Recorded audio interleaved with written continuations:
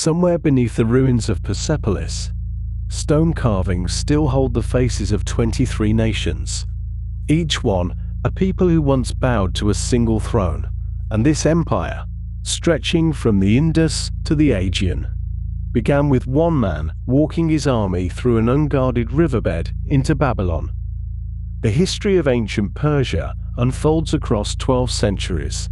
through dynasties that rose in mountain strongholds and fell on distant battlefields, through fire temples and garden palaces, through kings who called themselves the Light of the Aryans and others who simply called themselves mortal. If these quiet journeys through history bring rest, staying subscribed means more will always be waiting. The air grows still now, the mind can soften, and the centuries begin to unspool, starting with a young prince named Cyrus, and the small kingdom of Anshan, where everything begins, in the quiet landscapes of southwestern Iran, in a region known in ancient times as Anshan. There lived a people called the Persians, and among them, sometime around the year 600 BCE, or perhaps a few years earlier, a child was born who would one day reshape the entire world of the ancient Near East. This child was Cyrus, the second of that name in his family line, and he came into the world as a prince of a relatively minor kingdom, a vassal state that owed its allegiance and its tribute to the far more powerful Median Empire to the north. His family, the Achaemenids, had ruled over Anshan for several generations, maintaining their position through careful diplomacy and the acknowledgement of Median supremacy, and there was little in the political landscape of the time to suggest that this small kingdom would soon become the center of the largest empire the world had yet seen. The circumstances of Cyrus's birth, as they have come down to us through the writings of the Greek historian Herodotus, are wrapped in the soft fabric of legend and prophecy, the kind of story that ancient peoples often told about the founders of great dynasties. According to this account, which was already old when Herodotus recorded it in the 5th century BCE, the Median king Astyages experienced a troubling dream one night, in which his daughter Mandane appeared before him, and from her body there flowed such an extraordinary quantity of water that it spread across the land and eventually flooded all of Asia. The king, being a man who took such visions seriously, consulted with the Magi, those priestly interpreters of dreams and omens, and they informed him that this dream portended that his daughter would bear a child who would one day rule in his place. Astyages, hoping to prevent this prophecy from coming to pass, decided that he would marry Mandane, not to a noble Mede who might prove ambitious, but rather to a Persian of the Achaemenid house, a man named Cambyses, who seemed to the king to be of moderate temperament and inferior rank, someone unlikely to pose a threat to Median power. But the dreams continued, and when Mandane became pregnant, Astyages dreamed again, this time seeing a vine growing from his daughter that spread its branches across all of Asia. The Magi once more interpreted this vision as a sign that Mandane's child would become a great king, and Astyages, now deeply alarmed, determined that the infant must be destroyed as soon as it was born. When the child arrived, a healthy boy, the king summoned a trusted nobleman named Harpagus and commanded him to take the baby away and kill it. Harpagus, though he was a loyal servant, found himself unable to commit this act with his own hands, partly from natural reluctance and partly from a shrewd calculation that one day Mandane might inherit the throne and seek vengeance against whoever had slain her child. Instead, he passed the terrible duty on to a royal herdsman, a shepherd named Mithridates, who lived in the mountain pastures far from the court. Mithridates took the infant home to his wife, whose own baby had recently been stillborn, and the two of them, moved by the helplessness of the child and their own grief, decided to keep the royal infant and raise him as their own, presenting the body of their dead child to Harpagus as proof that the king's command had been obeyed. And so young Cyrus grew up among the sheep and the goats, in the clean air of the high pastures, learning the simple ways of pastoral life, while remaining ignorant of his true heritage. The years passed gently, as years do for children who are loved and cared for,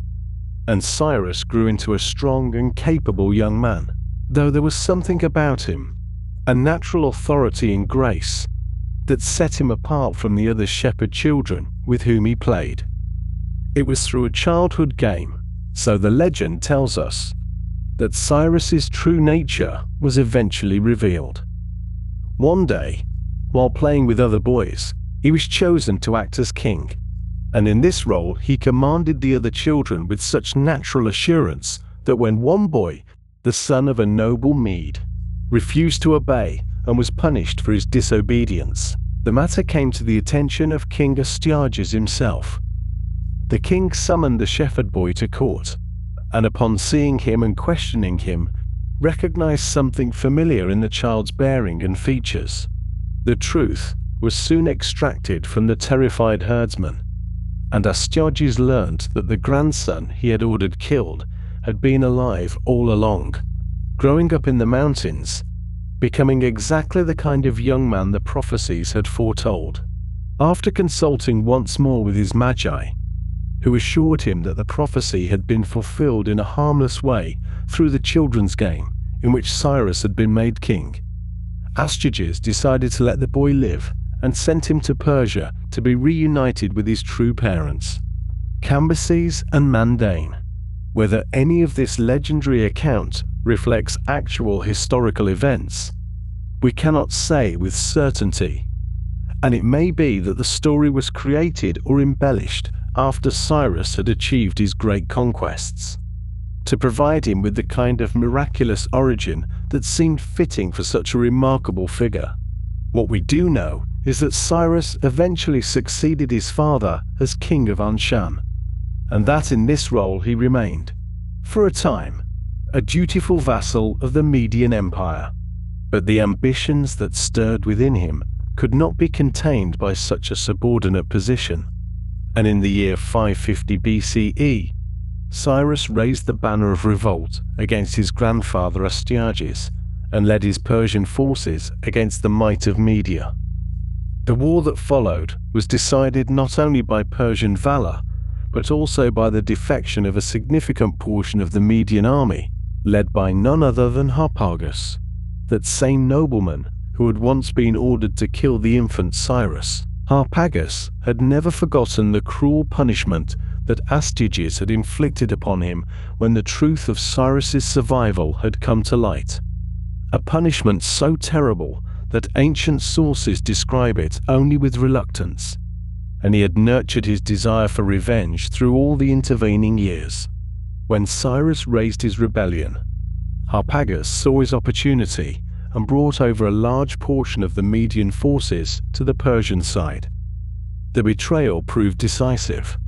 Astyages was captured, and Cyrus, treating his defeated grandfather with remarkable clemency, allowed him to live out his remaining years in comfortable captivity. The Median Empire passed into Persian hands, and Cyrus, once a shepherd boy in the mountains, found himself the ruler of a vast domain stretching across much of the Near East. But Cyrus was not content with what he had won, and his gaze soon turned westward to the wealthy kingdom of Lydia, which occupied much of what is now western Turkey. The Lydian king, Croesus, was famous throughout the ancient world for his enormous wealth, and the phrase "rich as Croesus" would echo down through the centuries as a way of describing almost unimaginable prosperity. Croesus had watched the sudden rise of Persian power with growing alarm, and when he consulted the famous oracle at Delphi about whether he should go to war against Cyrus, he received an answer that seemed encouraging, for the oracle told him that if he crossed the river Halys and attacked the Persians, he would destroy a great empire. What Croesus failed to understand in his eagerness and confidence, was that the oracle had not specified which empire would be destroyed. In 546 BCE,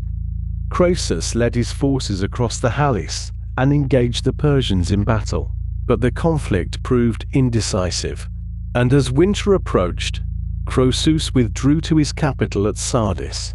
Intending to resume the campaign in the spring, he sent his allies home and dismissed much of his army, confident that no sensible commander would continue military operations during the cold months. But Cyrus was not a conventional commander,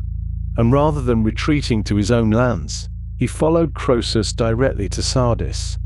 catching the Lydians completely unprepared. The Persian army appeared before the walls of the city, while Croesus was still scrambling to reassemble his forces, and in the battle that followed, Cyrus employed his camels against the Lydian cavalry, knowing that horses that had never encountered camels would be terrified by their unfamiliar scent. The tactic worked. The Lydian cavalry was thrown into disarray, and though the Lydians fought bravely on foot, they were eventually driven back within the walls of Sardis. The city fell after a siege of only 14 days, and Croesus, the richest king in the world, became a prisoner of Cyrus the Persian. The oracle, as oracles so often do, had spoken the truth, but it was Croesus's own empire that had been destroyed. With Lydia conquered and its treasury added to his own, Cyrus now commanded resources that dwarfed those of any previous empire, and yet still greater conquests lay ahead. To the east, he campaigned across the vast expanses of Central Asia, bringing under Persian-controlled territories that stretched toward the borders of India and the steppes of the nomadic peoples. But it was to the south that the greatest prize awaited. For there lay Babylon, the ancient and magnificent city on the Euphrates, the heart of an empire that had endured for centuries and whose hanging gardens were counted among the wonders of the world. The Babylonian king Nabonidus had made himself unpopular with the powerful priesthood of Marduk, the chief god of Babylon, through his religious reforms and his long absences from the capital. And when Cyrus marched against Babylon in 539 BCE, he found a kingdom divided against itself. The Persian army approached the great city, which was protected by massive walls and by the waters of the Euphrates River that flowed directly through its center. According to Herodotus, Cyrus solved the problem of these defenses through a remarkable feat of engineering,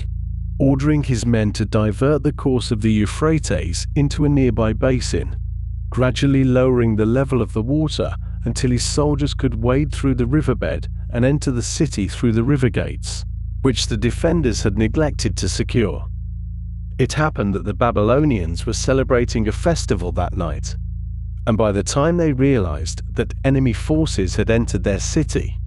it was already too late. Babylon fell to Cyrus with remarkably little bloodshed, and the Persian king entered the ancient capital, not as a conqueror, but almost as a liberator, welcomed by many who had grown weary of Nabonidus and his policies. It was in Babylon that Cyrus issued the proclamation now preserved on what we call the Cyrus Cylinder, a clay document inscribed in the Akkadian language that describes how the god Marduk had chosen Cyrus to restore proper worship and good governance to Babylon. The cylinder records how Cyrus allowed displaced peoples to return to their homelands and permitted them to rebuild the temples of their gods, a policy of religious tolerance that was remarkable for its time, and that has led some modern scholars to call the Cyrus Cylinder the first declaration of human rights. Though this characterization perhaps imposes modern concepts on an ancient document in ways that its original authors might not have recognized. What is clear is that Cyrus pursued a policy of respecting local customs and religions throughout his empire, allowing conquered peoples to worship their own gods and maintain their own traditions, a policy that earned him the loyalty of diverse populations and the admiration of many, including the Jewish exiles in Babylon, whom he permitted to return to Jerusalem and rebuild their temple, an act for which he is praised in the Hebrew Scriptures. For nearly a decade after the conquest of Babylon, Cyrus ruled over an empire that stretched from the Aegean Sea to the borders of India, the largest political entity the world had yet seen. But in 530 BCE, while campaigning in the distant steppes of Central Asia against a nomadic people called the Massagetae, Cyrus met his end. The Massagetae were led by a warrior queen named Tomiris, whose son had been captured by Cyrus through a stratagem and had taken his own life while in captivity. Tomiris sent word to the Persian king, warning him to withdraw from her lands or face her wrath, but Cyrus pressed on, and in the battle that followed, the Persian army was destroyed and Cyrus himself was killed. According to the most dramatic version of the legend, Queen Tomiris ordered that Cyrus's body be found on the battlefield, and when it was brought before her, she had his head cut off and placed in a wineskin filled with human blood, telling the dead king that she was giving him his fill of the blood he had always thirsted for. And so passed Cyrus the Great, the shepherd king who built an empire, remembered by the Persians as the father of their nation, by the Greeks as a model of the wise and merciful ruler, and by the Jews as the anointed one who had freed them from captivity. His body was brought back to Persia and laid to rest in a modest tomb at Pasargadae, the city he had founded, where it would be visited centuries later by Alexander of Macedon, who found the grave had been disturbed by robbers, but ordered it restored out of respect for the great king who slept within. The empire that Cyrus had built would endure for more than 2 centuries after his death, and the principles of governance that he established, the tolerance of local customs, the respect for religious diversity,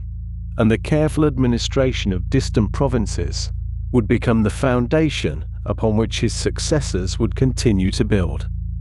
And so we come now to speak of Persepolis, the most extraordinary creation of stone and vision, which rose from the plains of ancient Persia like a dream rendered permanent in rock and column and carefully carved relief. This was the ceremonial heart of the Achaemenid Empire, a place where kings received the tribute of nations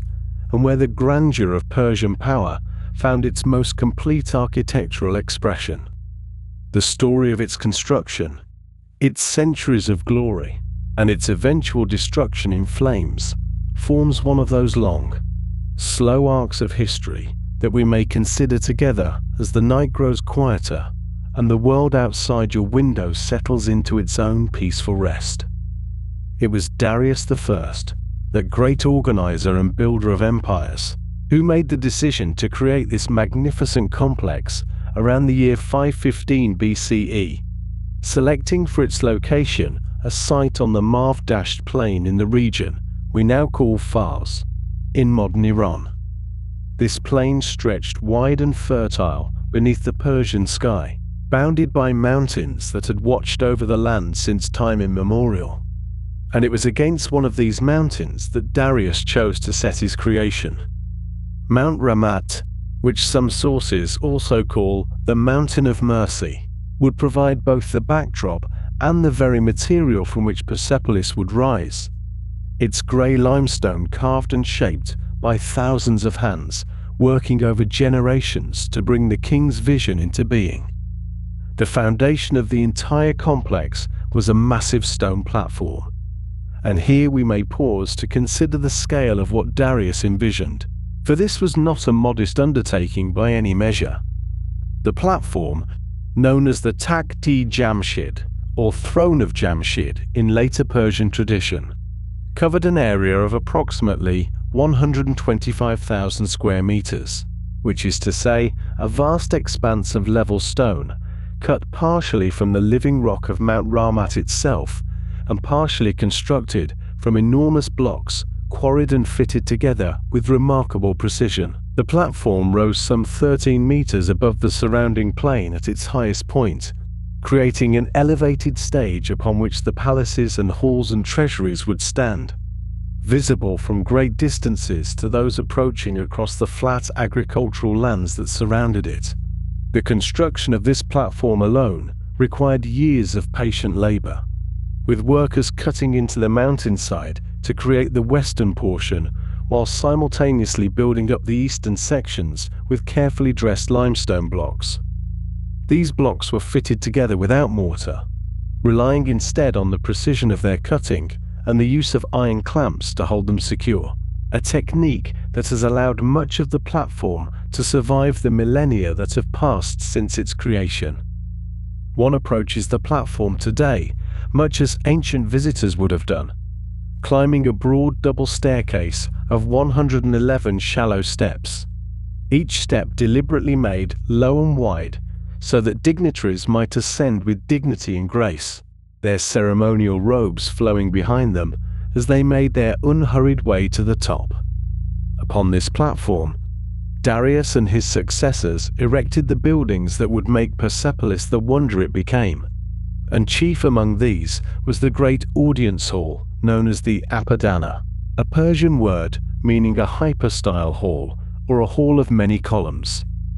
The Apadana of Persepolis was a structure of almost overwhelming scale,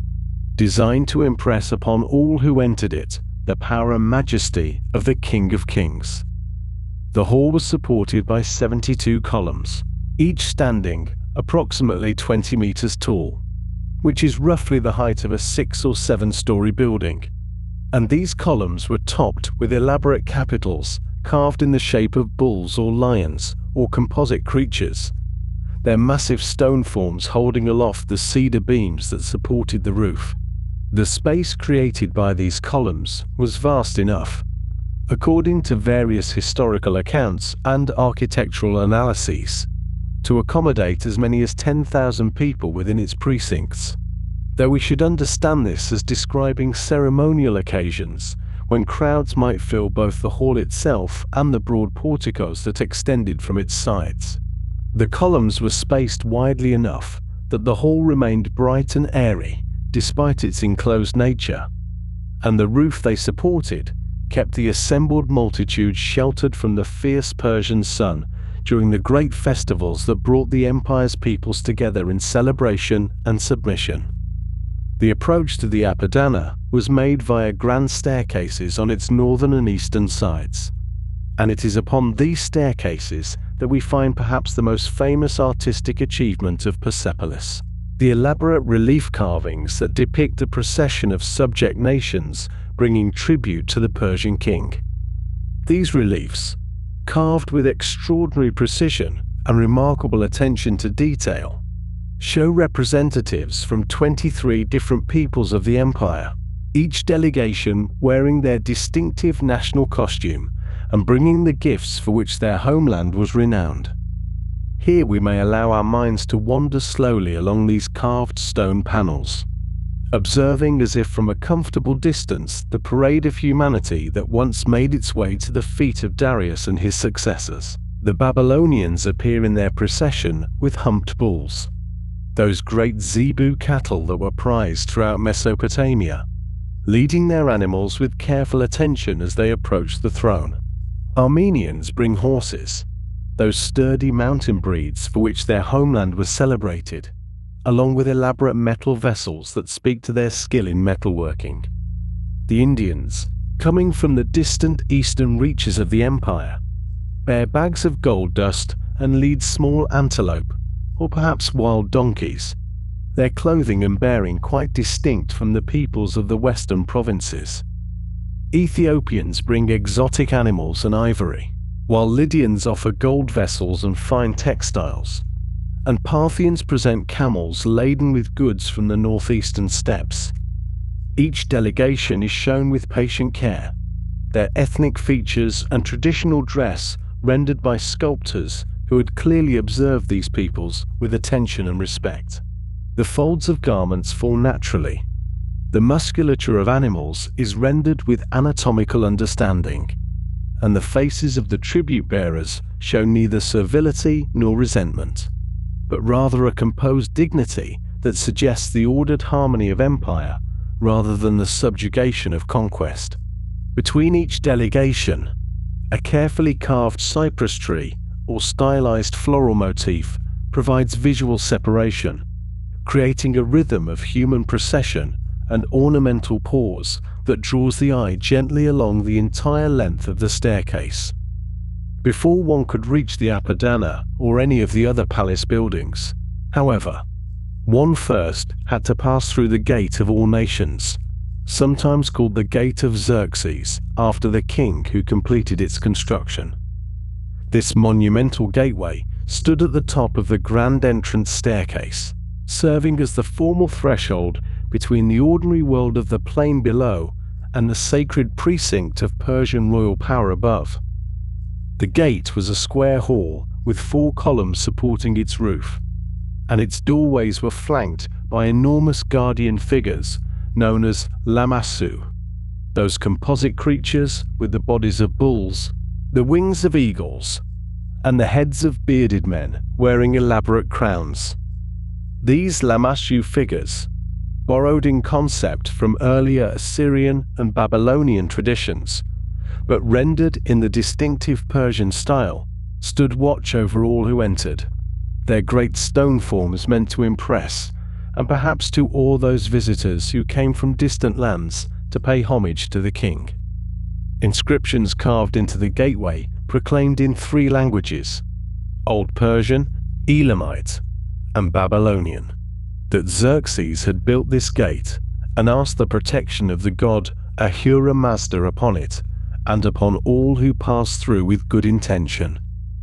The choice of 3 languages itself spoke to the multicultural nature of the empire, ensuring that representatives from the various subject peoples could read the royal message in a tongue they understood. Beyond the Apadana and the Gate of All Nations, Persepolis contained numerous other structures, including the smaller but still impressive Hall of 100 Columns, which may have served as a throne room or reception hall, and the residential palaces of Darius and Xerxes, known as the Takshara and the Hadish respectively. There was also the treasury, a complex of storerooms and halls located at the southeastern corner of the platform, and it is here that the accumulated wealth of the empire was kept, a wealth so vast that it would later astonish even those who conquered it. When Alexander of Macedon captured Persepolis in the year 330 BCE, after his decisive victories over the last Achaemenid king Darius III, he found in the treasury a quantity of precious metal that defied easy comprehension. Ancient sources record that Alexander seized some 120,000 talents of gold and silver bullion, though different historians give slightly varying figures. To understand the scale of this wealth, we might note that a single talent represented roughly 26 kilograms of precious metal, meaning that Alexander had captured approximately 3,000 tons of gold and silver, an almost unimaginable fortune that required thousands of mules and camels to transport away from the conquered city. The sophistication of Persepolis extended beyond its monuments and its treasure to the infrastructure that supported daily life on the platform. Archaeological investigations have revealed an elaborate drainage system designed to carry water away from the palace buildings, preventing the accumulation of rainwater that might otherwise have damaged the foundations or created unhealthy conditions. Channels cut into the stone platform directed water to collection points and eventually off the edge of the terrace, demonstrating the careful planning that went into every aspect of the complex's design.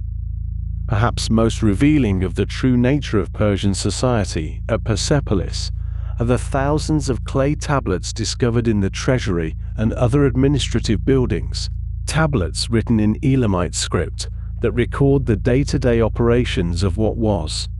in effect, a massive royal construction site and ceremonial center. These tablets, known as the Persepolis fortification tablets, and the Persepolis treasury tablets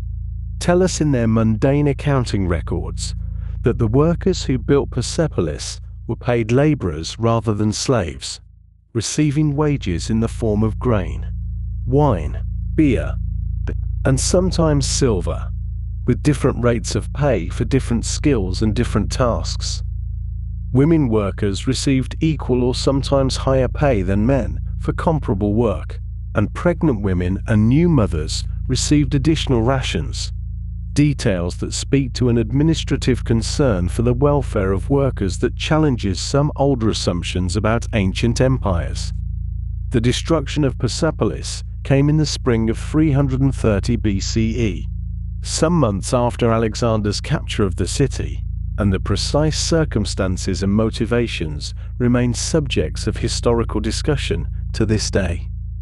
What seems clear is that a fire was set, whether deliberately or in the course of drunken celebration, that consumed much of the palace complex, reducing the magnificent cedar roofs to ash and charring the stone columns that had stood for nearly 200 years. Some ancient sources suggest that Alexander ordered the burning in deliberate revenge for the Persian destruction of Greek temples, particularly the Acropolis of Athens, during Xerxes' invasion of Greece in 480 BCE. A more colourful account, preserved by later historians, tells of a courtesan named Thais, an Athenian companion of one of Alexander's generals, who during a night of celebration and drinking suggested that it would be fitting for a woman's hand to complete the revenge for the burning of Athens, and who then threw the first torch into the palace of Xerxes. Whether this story is historical truth or romantic embellishment, we cannot say with certainty, but the flames were real enough, and their marks remain visible on the stones of Persepolis today. Dark scorches that speak across the centuries of that night of destruction. For more than 2,000 years after its burning, Persepolis stood in ruins, visited occasionally by travelers who marveled at its remains but gradually forgotten by the wider world as sand and debris accumulated over its fallen columns. The site was never entirely lost, local tradition maintaining memory of its existence and significance, but systematic investigation did not begin until the modern era. In the 1930s, the German archaeologist Ernst Herzfeld conducted the first major scientific excavations at Persepolis, working under the sponsorship of the Oriental Institute of the University of Chicago, and his careful documentation of the site began the process of revealing and preserving what remained of the ancient complex. Herzfeld and his successors cleared debris from the platform, catalogued the relief sculptures, and discovered the administrative tablets that have told us so much about daily life in ancient Persia. Their work established Persepolis as one of the most important archaeological sites in the world,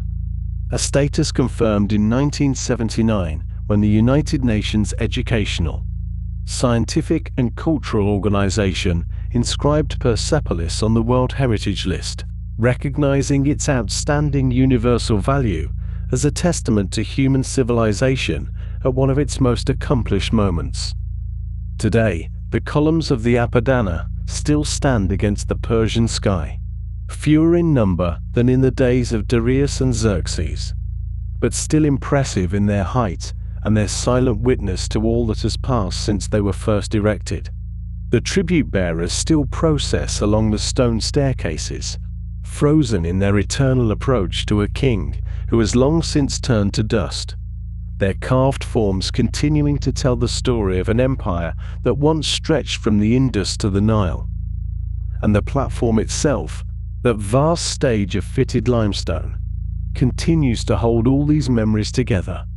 a place where one might stand today and feel, perhaps, some faint echo of the ancient world, now grown as distant and peaceful as the sleep that comes so gently on nights like this. And now we come to perhaps one of the most remarkable achievements of the Achaemenid Empire, a feat of engineering and organization that stretched across the vast territories under Persian rule, connecting distant provinces and enabling the flow of information, goods, and people across thousands of kilometers of varied terrain. And this achievement was known as the Royal Road, a network that one might think of, in our modern terms, as something like an ancient information superhighway. Though of course it carried far more than just information, serving as a vital artery for trade, military movements, and the general administration of an empire that spanned from the Aegean Sea to the borders of India. The main trunk of this extraordinary road system extended approximately 2,700 kilometers, or roughly 1,700 miles if you prefer that measurement, running from the administrative capital of Susa, which lay in the southwestern region of modern-day Iran,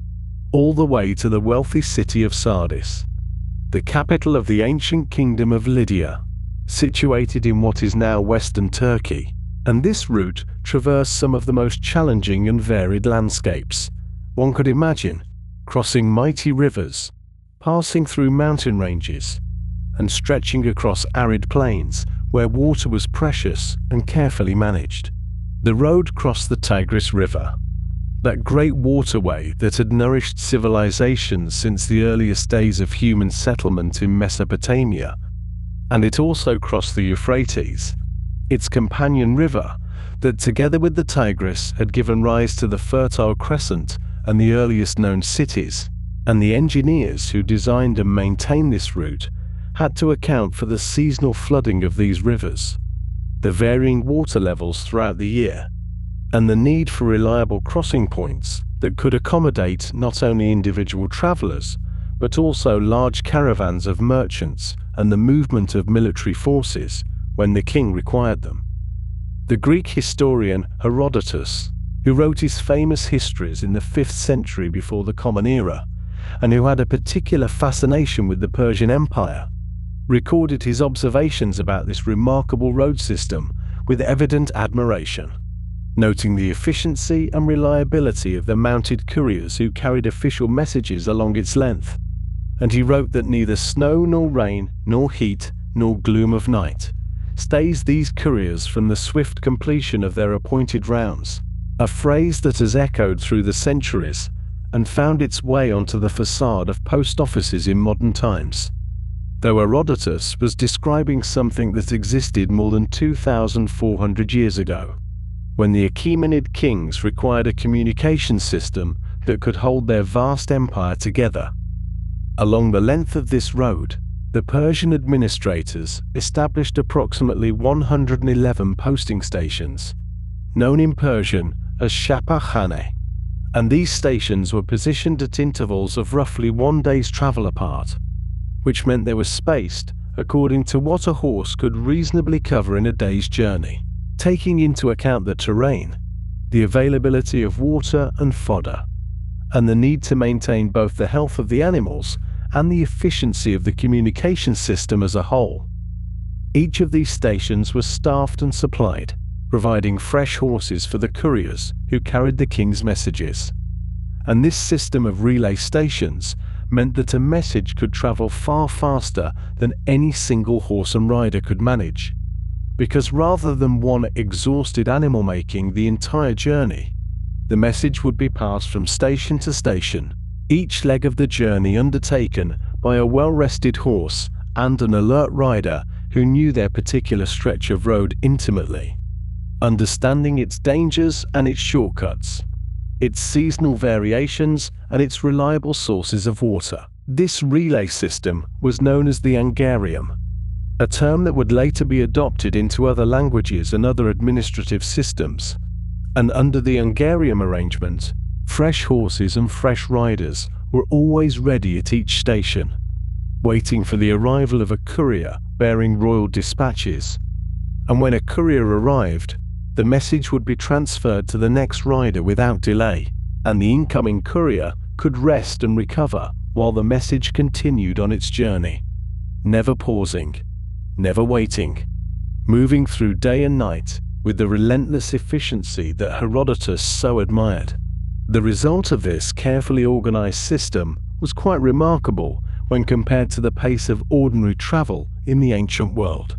For a message carried by the royal couriers could traverse the entire 2,700-kilometer length of the royal road in approximately 9 days. An astonishing speed that allowed the king in Susa to receive information from the far reaches of his empire and to send commands back with a rapidity that must have seemed almost miraculous to those who witnessed it. While an ordinary traveler, making the same journey on foot or with a small caravan of pack animals, would require approximately 90 days to cover the same distance, stopping to rest, to purchase supplies, to allow their animals to recover, and to navigate the various obstacles and challenges of the road at a more sustainable pace. The maintenance of these posting stations required a constant and reliable supply of water, and in the arid regions through which the royal road passed, this presented a significant challenge that the Persian engineers addressed with characteristic ingenuity through the construction and maintenance of qanat systems, which were underground water channels that tapped into groundwater sources at higher elevations and carried this water through gently sloping tunnels to emerge at lower elevations where it was needed. And these qanats, some of which still function today after more than 2 millennia, represented a sophisticated understanding of hydrology and engineering that allowed settlements and stations to exist in regions that would otherwise have been too dry to support them. The qanat system worked by locating a water source, typically in the foothills of mountains where snowmelt and rainfall collected underground, and then digging a series of vertical shafts down to the water table, followed by a horizontal tunnel that connected these shafts and allowed the water to flow by gravity alone, without any need for pumps or other mechanical devices, to emerge at the surface, sometimes many kilometers away. And the spacing of the vertical shafts, which also served as access points for maintenance and as ventilation during construction, created those distinctive lines of craters that one can still observe from the air in many parts of Iran and other regions where this technology was employed. The royal road served not only as a communication and trade route, but also as a vital component of the Persian intelligence network. For among the travelers who made use of this road were individuals known informally as the king's eyes and ears, who were essentially spies and intelligence gatherers in the service of the Achaemenid monarch. And these agents traveled throughout the empire, observing the behavior of local governors called satraps, listening to the complaints and concerns of the populace, and reporting back to the king any signs of disloyalty, corruption, or potential rebellion, ensuring that the central authority maintained an awareness of conditions throughout its vast domains. These intelligence agents were particularly important in an empire as large as that of the Achaemenids, where individual satraps governed territories that were effectively the size of small nations and had considerable autonomy in their daily administration. And the knowledge that the king's eyes and ears might be present, might be watching and listening and preparing to report back to Susa, served as a powerful check on the behavior of these regional governors, reminding them that their actions were never truly beyond the notice of the king, no matter how distant they might be from the imperial center. The royal road also facilitated the standardization of trade practices throughout the empire,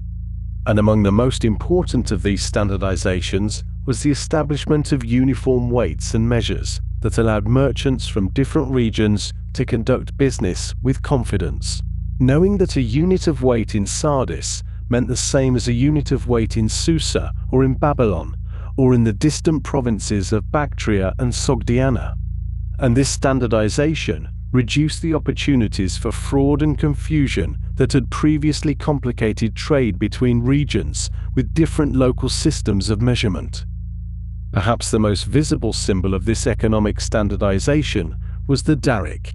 a gold coin minted under the authority of the Achaemenid kings, and featuring an image of the king himself, typically depicted as an archer. And this coin became a standard of value throughout the empire and even beyond its borders, accepted by merchants and traders who knew that its gold content was reliable and its value consistent. And the Daric facilitated trade along the royal road and throughout the Persian economic sphere, providing a common currency that could be used in transactions from one end of the empire to the other. The silver shekel complemented the gold Daric in this currency system,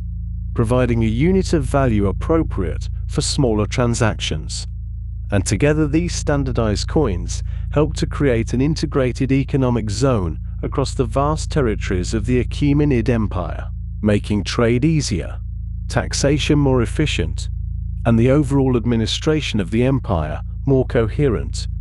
And one might imagine merchants in the various caravanserais along the royal road conducting their business using these reliable coins, confident in the value of their transactions. The influence of the royal road and its associated systems extended far beyond the lifespan of the Achaemenid Empire itself. For when the Romans later developed their own system of roads and relay stations, known as the cursus publicus, they drew upon the example that the Persians had established, adapting these concepts to the needs of their own empire. And the cursus publicus served similar functions for Rome as the royal road had served for Persia, enabling rapid communication across vast distances and helping to hold together territories that stretched from Britain to Mesopotamia. Similarly, when the Mongol Empire emerged in the 13th century of the Common Era and faced the challenge of administering territories that stretched from the Pacific Ocean to Eastern Europe, the administrators of that empire developed a system known as the Yam, which bore striking similarities to the Persian Angarium, with posting stations positioned along the major routes, fresh horses and riders always ready to carry messages, and a level of speed and reliability that impressed observers from Marco Polo to the court historians of the various khanates. And while the Mongols may not have consciously copied the Persian system, the fundamental problems of imperial communication across vast distances tended to produce similar solutions. Archaeological evidence for the royal road continues to accumulate as modern surveys and excavations identify the ruins of what appear to be posting stations along the route described by ancient sources, and researchers using satellite imagery and ground surveys have located remains that correspond to the spacing and characteristics described by Herodotus and other ancient writers, providing physical confirmation of what had long been known primarily through textual sources. And these ruins typically show evidence of facilities for housing travelers and animals, storage for supplies, and water management infrastructure consistent with their function as relay stations. In the mountains of western Iran, survey teams have identified building foundations and associated features that align with the expected positions of stations along the road. And in the plains of Mesopotamia, where subsequent settlement and agricultural activity have often obscured ancient remains, more subtle traces have been detected through careful analysis of the landscape, including the faint lines of ancient roadbeds and the distribution of pottery fragments that indicate areas of concentrated human activity consistent with caravanserai locations. The royal road, then, represents one of the great administrative achievements of the ancient world, a practical solution to the practical problem of governing a vast empire, and it demonstrates the organizational capacity of the Achaemenid state, its ability to plan and execute large-scale infrastructure projects, to maintain these projects over time, and to integrate them into a coherent system that served multiple purposes simultaneously, carrying official messages, facilitating trade, enabling military movements, and supporting the intelligence networks that allowed the king to maintain awareness of conditions throughout his realm. And as you rest now, perhaps you might imagine yourself as a traveler on that ancient road, moving at the unhurried pace of an ordinary caravan, 90 days stretching before you as you journey from Sardis to Susa, passing through the varied landscapes of Anatolia and Mesopotamia. stopping at posting stations where fresh water from Qanat channels fills your vessels, where other travelers share news from distant provinces, where the Daric coins in your purse are accepted without question, and where the efficiency of the Persian administration makes possible a journey that would otherwise be far more difficult and dangerous. And the road stretches on, and the miles pass slowly, and the ancient empire hums with quiet activity all around you. And so we come now to one of those moments in history where two great civilizations, having grown and flourished along their separate paths, finally come into contact with one another. And the consequences of that meeting ripple forward through the centuries in ways that neither side could possibly have anticipated. And we shall take our time with this, moving gently through the events as they unfolded, because there is no rush, and the story is best understood when we allow it to breathe and settle into our minds, like leaves drifting slowly down to rest upon still water. The Persian Empire under Darius I had grown to encompass territories stretching from the Indus River in the east to the edges of Europe in the west. And among the peoples living under Persian rule were the Ionian Greeks, who inhabited the coastal cities along the western shore of Anatolia, which we know today as the western coast of Turkey. And these cities had once been independent and proud, with their own traditions of governance and their own way of doing things. And though Persian rule was generally tolerant and allowed local customs to continue, there remained among some Ionians a yearning for the kind of autonomy they had previously enjoyed. And it was this yearning, combined with various local grievances and the ambitions of certain leaders, that eventually sparked what historians call the Ionian Revolt, which began in the year 499 before the Common Era and continued until 493, a span of 6 years, during which the Eastern Mediterranean saw considerable upheaval. The revolt began when Aristagoras, the tyrant of Miletus, found himself in political difficulties following a failed military expedition, and rather than face the consequences of his failure, he chose to incite rebellion against Persian authority, traveling among the Greek city-states to seek support for this uprising. And while most mainland Greeks declined to involve themselves in what seemed a distant and risky venture, 2 cities did offer assistance, and these were Athens, which contributed 20 ships, and Eretria, which sent 5. And though these numbers seem modest, they represented a meaningful gesture of solidarity that the Persians would not forget. And indeed, when the combined Greek and Ionian forces marched inland and burned the city of Sardis, which served as the western administrative center of the Persian Empire, this act created a grievance that demanded response, for no great empire can allow its cities to be burned without consequence. And though the revolt was eventually suppressed after several years of fighting, with the Persian fleet defeating the Ionian navy at the Battle of Lade in 494, and Miletus itself being captured and its population scattered, the memory of Athenian involvement remained fresh in the mind of Darius, who, according to tradition, instructed a servant to remind him 3 times before each meal that the Athenians had burned Sardis. And whether this story is literally true or merely illustrative of Persian sentiment, it captures something of the determination that would drive subsequent events. Following the suppression of the revolt, Darius turned his attention toward punishing those mainland Greeks who had dared to interfere in Persian affairs, and in the year 490, before the Common Era, he dispatched a seaborne expedition across the Aegean Sea, with the specific intention of bringing Athens and Eretria to account for their actions. And this fleet carried perhaps 25,000 soldiers, though ancient sources vary considerably in their estimates. And the expedition first targeted Eretria,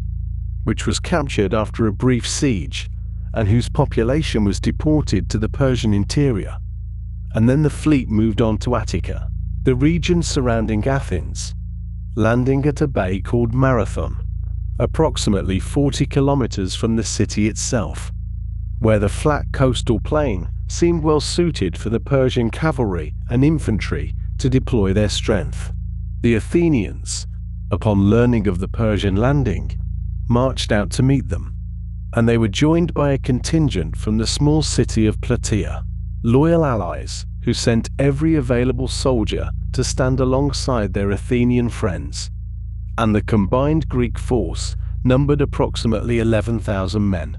with 10,000 Athenians and 1,000 Plataeans,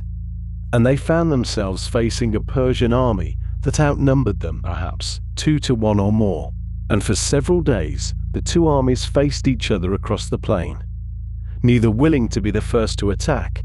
until finally the Athenian general Miltiades, recognizing that time might favor the Persians if reinforcements arrived, or if the Persian cavalry moved to outflank them, decided to advance. The battle that followed demonstrated something about Greek warfare that would prove significant in the years to come, for the Greek soldiers fought in a formation called the phalanx, each man carrying a large round shield and a long spear, standing shoulder to shoulder with his companions, so that the shields overlapped and formed a nearly continuous wall. And Miltiades made a tactical decision that day, which showed considerable ingenuity, deliberately weakening the center of his line while strengthening the two wings with additional ranks of soldiers. And when the battle was joined, the stronger Greek wings pushed back, the Persian forces opposing them,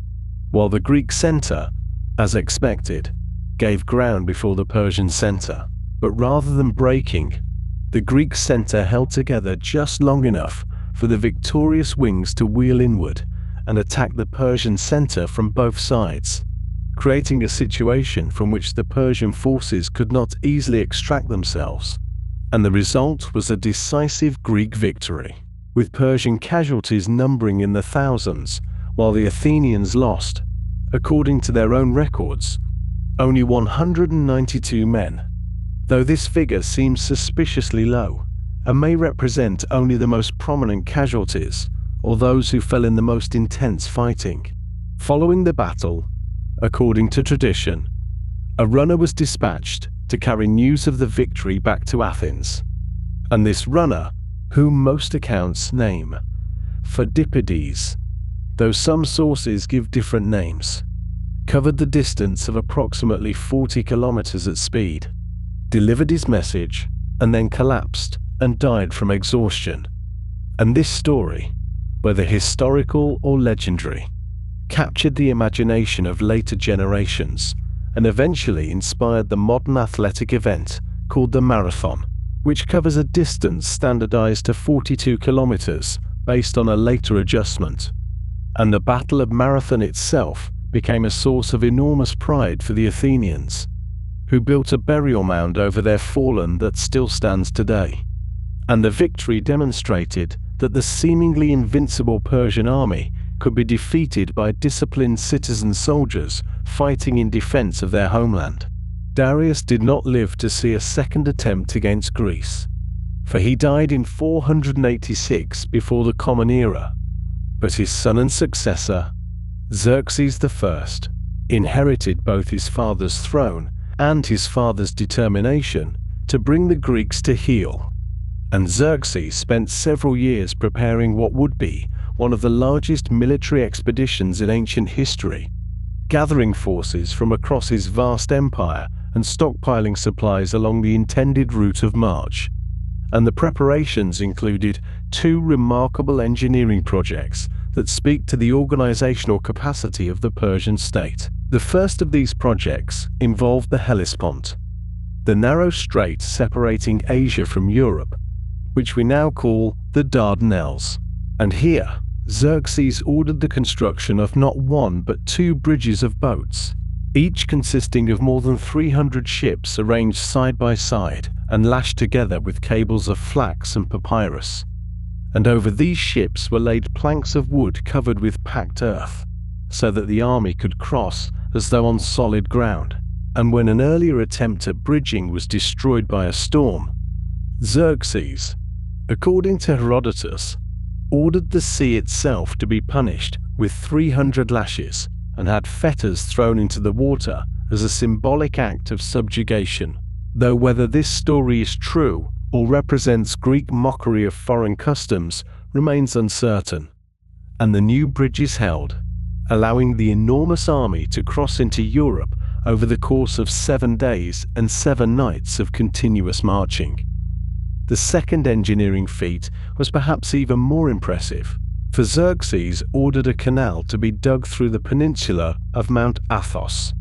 that finger of land extending into the northern Aegean, where a previous Persian fleet had been wrecked by storms while attempting to round the Cape. And this canal, wide enough for 2 triremes to pass each other while rowing, eliminated the dangerous passage around the Cape entirely. And archaeological evidence confirms that this canal was indeed constructed, and traces of it can still be detected today.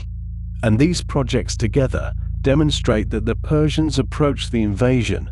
not as a hasty raid, but as a carefully planned operation, drawing upon the full resources of their empire. The size of Xerxes' army has been much debated, with ancient sources providing numbers that modern historians consider wildly exaggerated. Herodotus claiming over 2 million soldiers, which would have been logistically impossible to supply and move, and contemporary estimates suggest figures closer to 100,000 to 300,000, which remains an enormous force by ancient standards. And accompanying this army was a fleet of perhaps 600 to 1,000 ships, and this combined force moved down through northern Greece in the summer of 480 before the Common Era, too large for any single Greek city to resist alone. The Greeks, who chose to resist, for not all Greek cities did, formed an alliance and debated where best to make a stand, and they settled upon a narrow coastal pass called Thermopylae, which means the hot gates, named for the warm springs in the area. And here, a small force could hope to hold against much larger numbers, because the terrain prevented the Persians from bringing their superior numbers to bear all at once. And the Greek force sent to hold this pass included contingents from various cities, among them 300 Spartans under their king, Leonidas I, accompanied by their helot servants and supported by several thousand soldiers from other Greek states. And for 2 days, these defenders held the pass against repeated Persian assaults,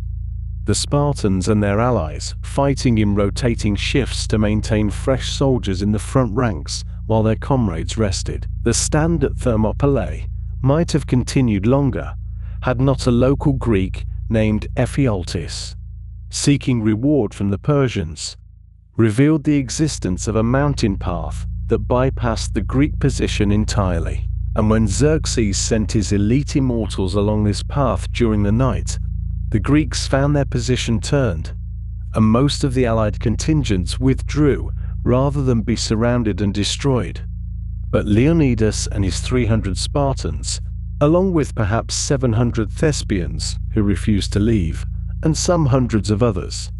remained at the pass to cover the retreat of their allies, and met their end fighting against overwhelming numbers.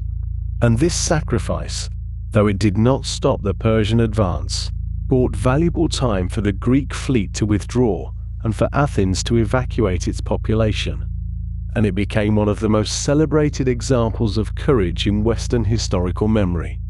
commemorated by an epitaph attributed to the poet Simonides, which translates roughly as "Go tell the Spartans, stranger passing by, that here obedient to their laws we lie." With Thermopylae lost, the Persians advanced into central Greece and captured Athens itself, finding the city largely abandoned, its population having fled to the island of Salamis and to the Peloponnese, and the Persians burned the temples on the Acropolis in retaliation for the burning of Sardis years before. But the Greek fleet remained intact, and it was at sea that the decisive moment would come. The Greek commander Themistocles, an Athenian known for his cunning, persuaded the allied fleet to give battle in the narrow strait between the island of Salamis and the mainland. And he reportedly sent a secret message to Xerxes, suggesting that the Greeks were preparing to flee, and that the Persians should block the exits of the strait to trap them. And whether Xerxes believed this deception, or simply wished to force a decisive engagement, he ordered his fleet into the Narrows, where the superior numbers of Persian ships became a disadvantage rather than an advantage, for the confined waters prevented them from maneuvering freely. And when the battle was joined, the Greek triremes, heavier and more solidly built, used ramming tactics to devastating effect, and the Persian fleet, crowded and unable to coordinate, suffered catastrophic losses. And Xerxes, watching from a throne set upon the shore, saw his naval supremacy shattered in a single day. Following Salamis, Xerxes returned to Asia with part of his army, leaving his general Mardonius to continue the campaign with the land forces. And the following year, in 479 before the Common Era, the Greeks and Persians met again at the Battle of Plataea, where a combined Greek force under the Spartan regent Pausanias, numbering perhaps 40,000 hoplites along with supporting troops, faced the Persian army. And after several days of maneuvering and skirmishing, the battle was joined, and the Greeks won a decisive victory, with Mardonius himself falling in the fighting, and the Persian land threat to Greece was effectively ended. On the same day, or perhaps within days, the Greek fleet crossed the Aegean and engaged the remnants of the Persian navy at Mycale, on the coast of Asia Minor, where they won another victory and began the liberation of the Ionian Greek cities. And this lesser-known battle is often overlooked in accounts focused on the more dramatic events at Thermopylae and Salamis. But it marked the beginning of Greek offensive action against Persian territory and set the stage for decades of continuing conflict. In the aftermath of these victories, the Greek city-states that had resisted Persia formed a new alliance, centered on the island of Delos, and thus called the Delian League, ostensibly for mutual defense against any future Persian aggression, though over time this league transformed into something closer to an Athenian empire, with tribute payments flowing to Athens and Athenian interests increasingly dominating alliance policy. And the wealth generated by this league funded the great building projects of classical Athens, including the Parthenon, and supported the cultural flowering that produced the philosophers, playwrights, and artists whose works still shape our understanding of the ancient world. And in this way, the clash between Persia and Greece, which we have traced so gently through these events, produced consequences reaching far beyond the immediate military outcomes, fostering among the Greeks a confidence in their own ways and a sense of cultural distinctiveness that would influence the course of Western history for millennia to come. In the year 522 BCE, the Achaemenid Empire found itself in a state of considerable uncertainty, for the throne had become a matter of dispute, and the circumstances surrounding the succession remain, even now, somewhat shrouded in the mists of historical ambiguity. The official account, as recorded by the man who would ultimately claim kingship, tells us that a Magian priest named Gaumata had impersonated Bardia, the brother of the recently deceased King Cambyses II, and had seized power while Cambyses was away campaigning in Egypt. According to this narrative, the real Bardia had been secretly killed some years earlier on the orders of Cambyses himself, and so when this pretender arose, claiming to be the royal brother, the people of the empire, unaware of the earlier fratricide, accepted him as their legitimate ruler. It is, of course, entirely possible that this account is precisely what occurred, and that Darius, a nobleman of the Achaemenid line, though not of the direct royal succession, acted heroically to restore proper order to the realm. However, as with many episodes from the ancient world, alternative interpretations have been suggested by scholars over the centuries, some proposing that the man killed might indeed have been the genuine Bardia, and that the story of the Magian impostor was a convenient justification crafted after the fact to legitimize what was, in essence, a seizure of power by a capable but ambitious nobleman. The truth, resting somewhere in those distant centuries, continues to elude us with a gentle persistence, and we are left to consider the evidence with the understanding that certainty may forever remain just beyond our reach. What we do know with considerable confidence is that Darius, son of Hystaspes, emerged from this period of turmoil as the undisputed king of the Achaemenid Empire, and that he would prove himself to be one of the most capable administrators the ancient world had ever seen. His reign, lasting from 522 to 486 BCE, would be characterized not primarily by military conquest, though there was certainly some of that, but rather by an extraordinary talent for organization, systematization, and the creation of structures that would allow this vast empire to function with remarkable efficiency across its enormous territorial expanse.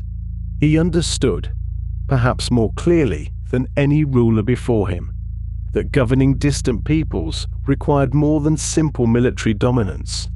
that it demanded systems and institutions and careful attention to the mechanisms by which information and resources flowed from the periphery to the center and back again. One of the most remarkable documents to survive from Darius's reign, and indeed from all of antiquity,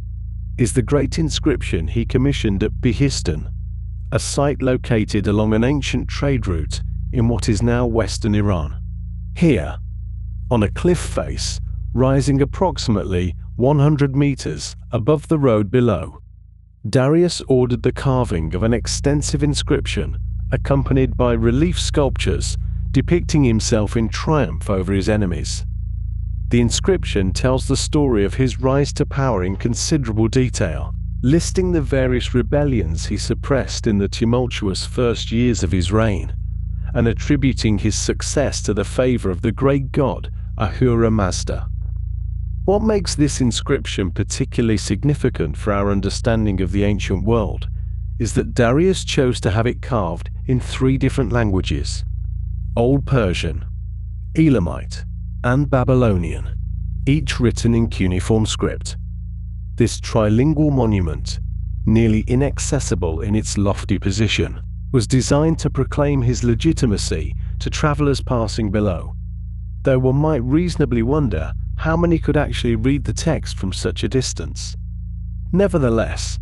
the Behistun inscription would prove to be of incalculable value many centuries later, in the 19th century of our era,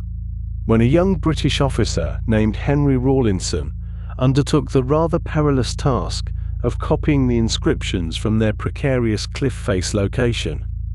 Just as the Rosetta Stone had provided the key to Egyptian hieroglyphics, the Behistun inscription, with its parallel texts in 3 languages, offered scholars the means to decipher the cuneiform writing systems that had been used across Mesopotamia for millennia. In this way, a monument created for ancient political purposes became, quite accidentally, one of the most important documents in the history of archaeology and linguistics. The administrative reforms implemented by Darius represented perhaps his most enduring contribution to the art of imperial governance.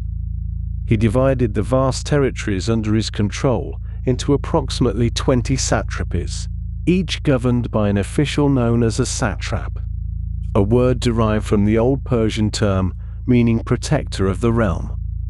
These satrapies varied considerably in size and importance, from wealthy and densely populated regions like Babylonia and Egypt to more remote frontier provinces, and each was required to provide annual tribute to the imperial treasury. The total amount of this tribute has been recorded by the Greek historian Herodotus, who tells us that it amounted to some 14,560 talents of silver each year, an almost incomprehensibly vast sum that speaks to the extraordinary wealth that flowed into the Persian heartland from across 3 continents. Different satrapies contributed according to their means and resources, with some providing precious metals, others sending grain or livestock, or valuable commodities like incense and ivory. And this systematic extraction of wealth allowed the kings of Persia to fund their elaborate court, their building projects, their military forces, and their administrative apparatus.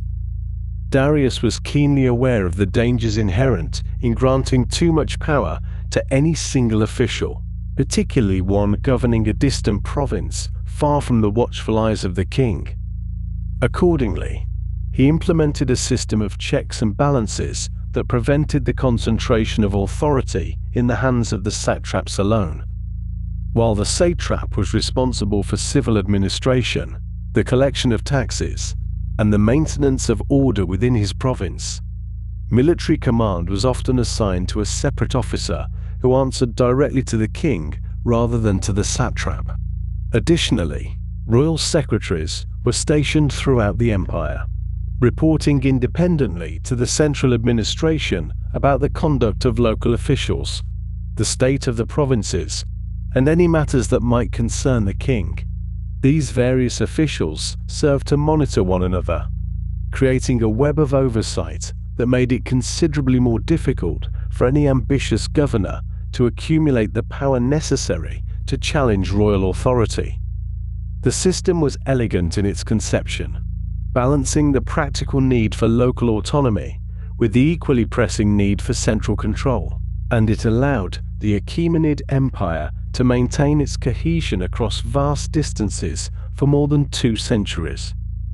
Among the many standardizations introduced during the reign of Darius, his monetary reforms deserve particular attention, for they facilitated trade and economic activity across the length and breadth of the empire. He introduced the gold daric, a coin weighing approximately 8.4 grams and bearing the image of a royal archer, which became the standard gold currency throughout Persian territories and was highly valued even in the Greek world beyond. Alongside the daric, he established the silver siglos, a coin of somewhat lesser value that served for more everyday transactions. The reliability of these coins, their consistent weight and purity, made them trustworthy instruments of commerce, and merchants could conduct business with confidence, knowing that a daric earned in Sardis would be accepted at full value in Susa or Babylon or Memphis. This monetary standardization was accompanied by the establishment of standard weights and measures, further reducing the friction of long-distance trade and contributing to the economic integration of this remarkably diverse empire. The infrastructure projects undertaken during the reign of Darius were similarly ambitious, aimed at binding together the far-flung territories under his rule and facilitating both commerce and communication. Perhaps the most remarkable of these was the completion of a canal connecting the Nile River to the Red Sea, a project that had been begun by earlier Egyptian pharaohs but never successfully finished. This waterway, a distant ancestor of the modern Suez Canal, allowed ships to travel from the Mediterranean Sea through the Nile, then eastward through the canal to the Red Sea and onward to the waters of the Indian Ocean and the Persian Gulf. Darius commemorated this achievement with inscriptions placed along the canal, proclaiming his accomplishment in bringing together waters that had previously been separated. The canal facilitated trade between Egypt and the eastern portions of the empire, reducing the need for costly overland transport and demonstrating the practical benefits that Persian rule could bring to conquered peoples. The legal reforms attributed to Darius reflected a sophisticated understanding of the challenges involved in governing diverse populations with their own distinct traditions and customs. Rather than imposing a single uniform legal code across all his territories, Darius appears to have pursued a more nuanced approach, codifying and sometimes modifying existing local laws while establishing certain principles that applied throughout the empire. This respect for local custom, balanced against the need for imperial consistency, characterized much of Achaemenid administration and contributed to the relative stability of Persian rule. Subject peoples were permitted to worship their own gods, maintain their own languages, and follow their own ancestral practices, provided they remained loyal to the king and met their obligations in tribute and military service. The building projects at Susa, the ancient Elamite city that became one of the principal capitals of the Achaemenid kings, exemplified both the wealth and the cosmopolitan character of the empire.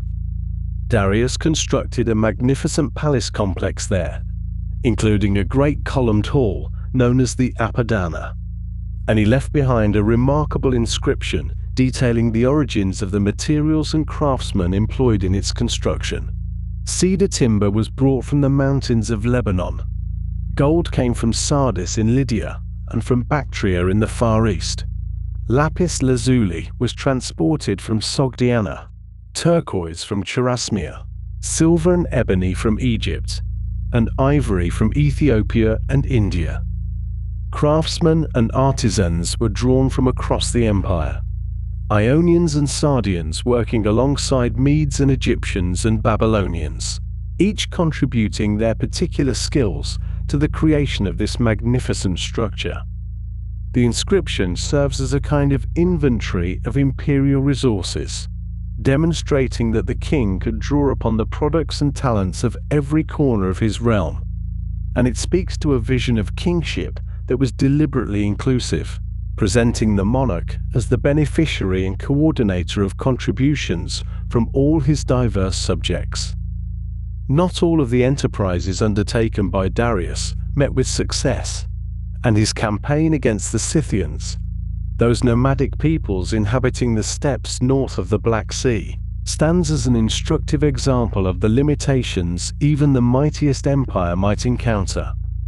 Around 513 BCE, Darius led a large army across the Bosphorus, which he bridged with a pontoon construction, and then across the Danube River into the territory of the Scythians. The campaign was intended to punish these nomads for their earlier incursions and to extend Persian control over the northern shore of the Black Sea. However, the Scythians, skilled horsemen who had no fixed settlements to defend, simply retreated before the advancing Persian forces, drawing them ever deeper into unfamiliar territory while avoiding any decisive engagement. They burned the grasslands as they withdrew, denying fodder to the Persian horses and supply animals, and the great army of Darius found itself pursuing an elusive enemy across an increasingly hostile landscape. Eventually, facing the prospect of starvation and exhaustion, Darius was compelled to withdraw, his forces diminished but not destroyed, having learned invaluable, if costly, lessons about the difficulties of projecting power against peoples who refused to stand and fight. The campaign, while ultimately unsuccessful in its strategic objectives, did not significantly weaken Persian control over their existing territories, and Darius returned to the business of administration and construction with his reputation perhaps slightly tarnished, but his empire substantially intact.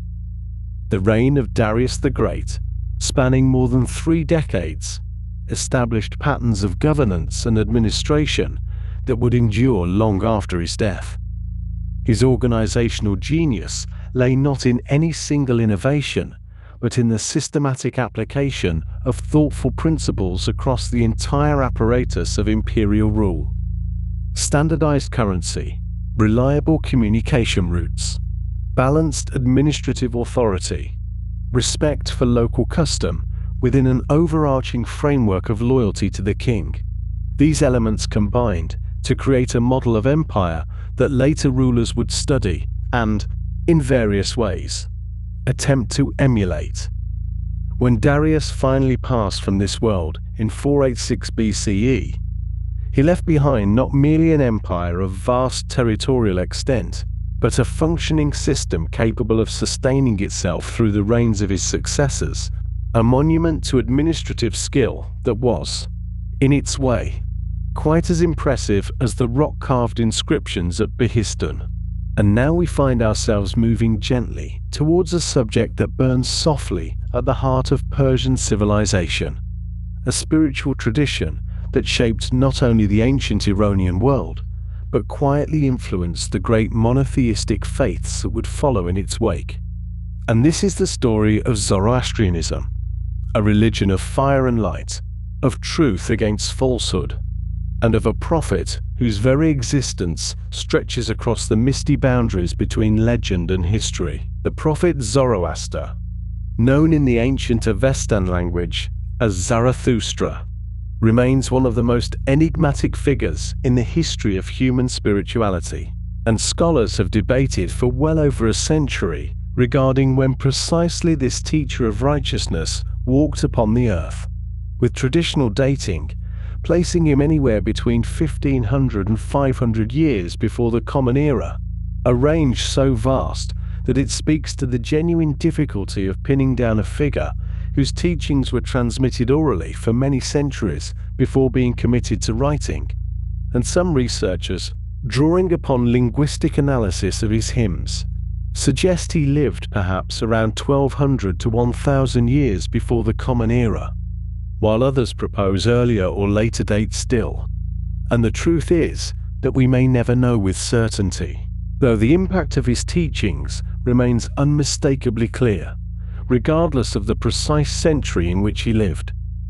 The tradition tells us that Zarathustra was born into the priestly class of an ancient Iranian society,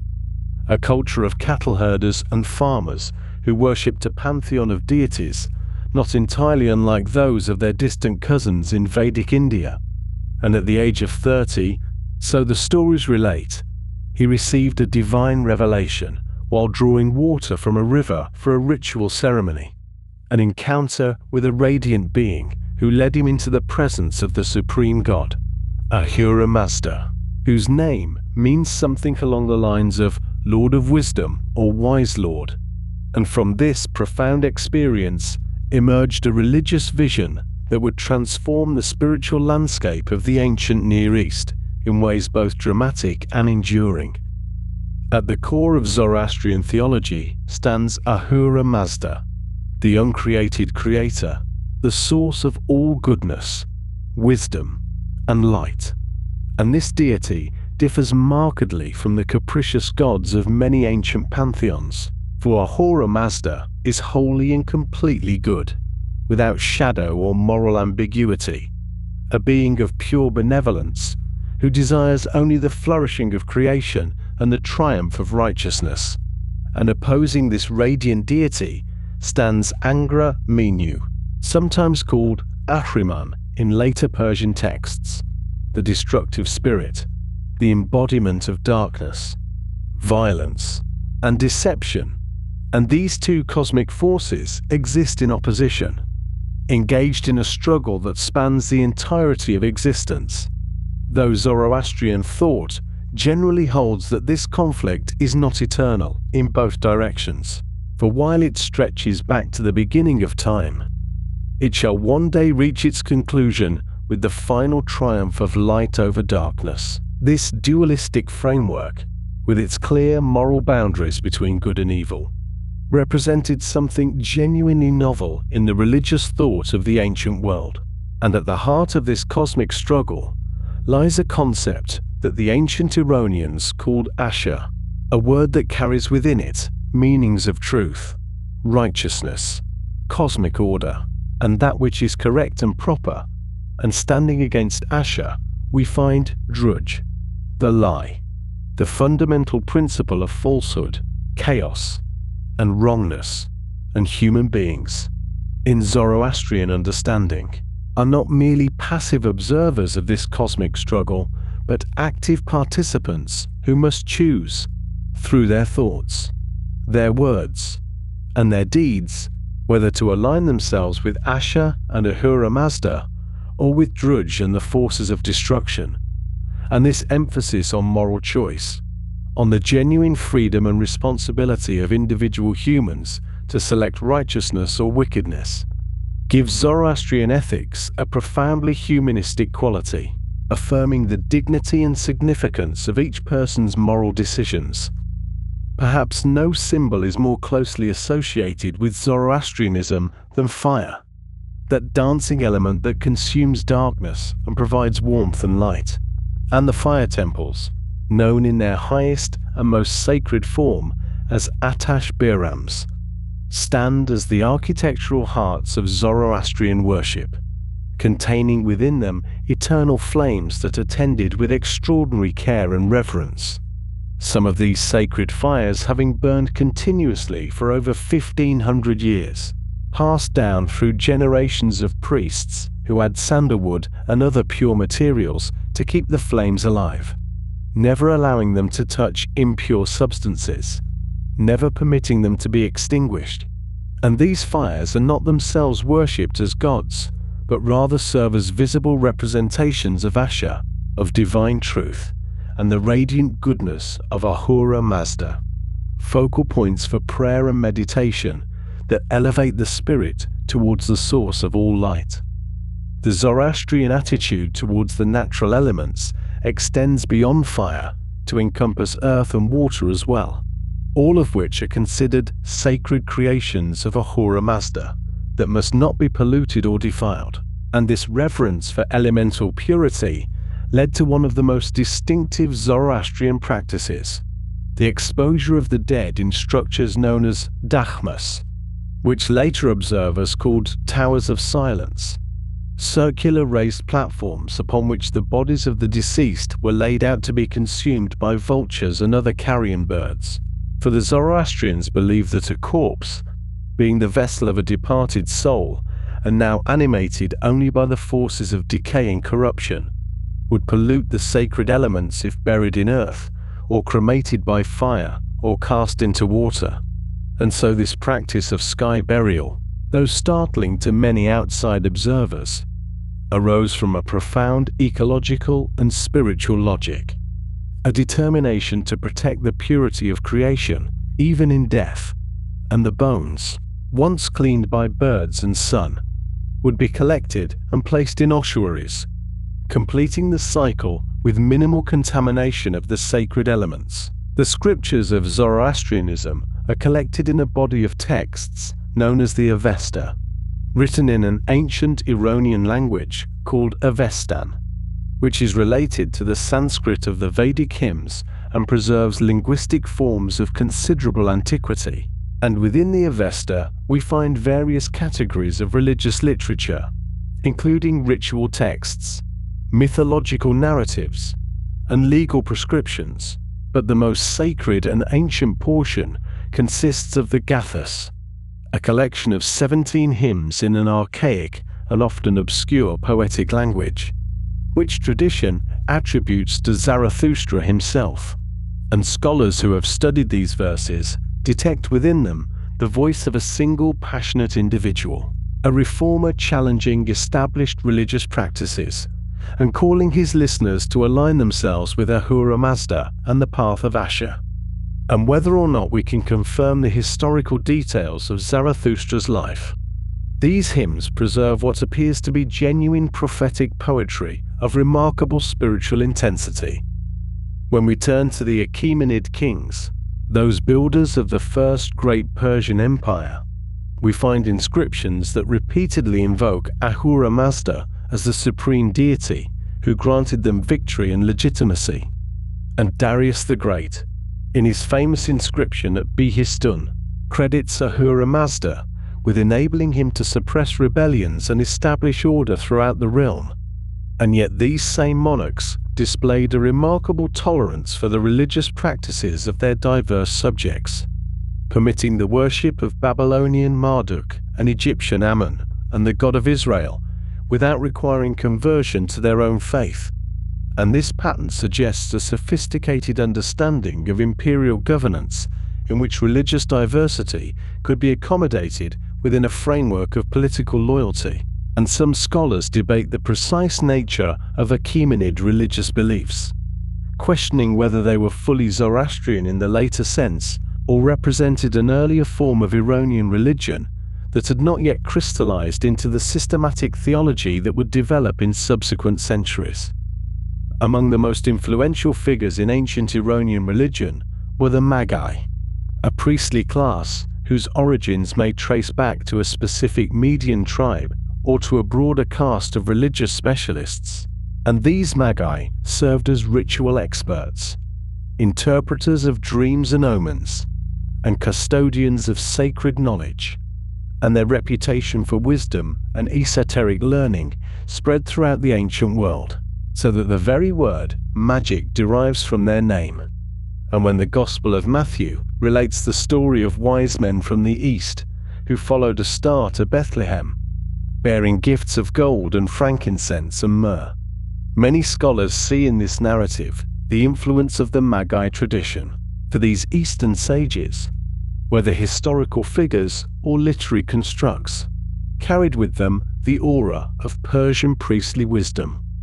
and the tradition that names them as three kings named Caspar and Melchior and Balthasar developed in later centuries, though the biblical text itself specifies neither their number nor their names. The influence of Zoroastrian thought upon the development of Judaism,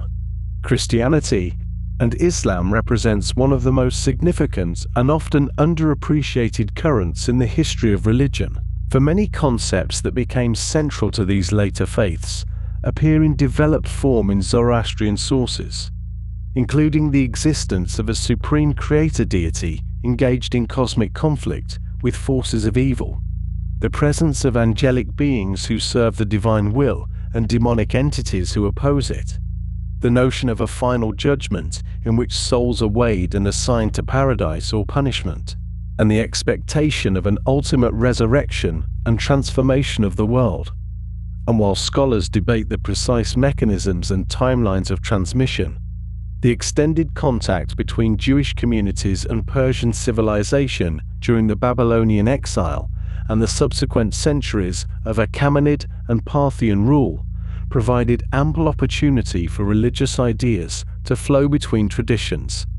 and concepts that appear only hazily or not at all in pre-exilic Israelite religion, such as elaborate hierarchies of angels, detailed visions of heaven and hell, and the figure of a cosmic adversary opposing the divine plan, emerge with greater clarity in post-exilic Judaism and subsequent Christian and Islamic thought. The Zoroastrian vision of time and history possesses a structure that would feel familiar to anyone raised in the Abrahamic traditions, for rather than viewing existence as an endless cycle of ages without ultimate meaning, Zoroastrian thought conceives of history as moving towards a definite conclusion, the frasho kreti, a final renovation or making wonderful, in which the forces of evil will be definitively defeated. The dead will rise. A final judgment will separate the righteous from the wicked, and creation will be restored to its original perfection, purified of all corruption and suffering. And this linear eschatology,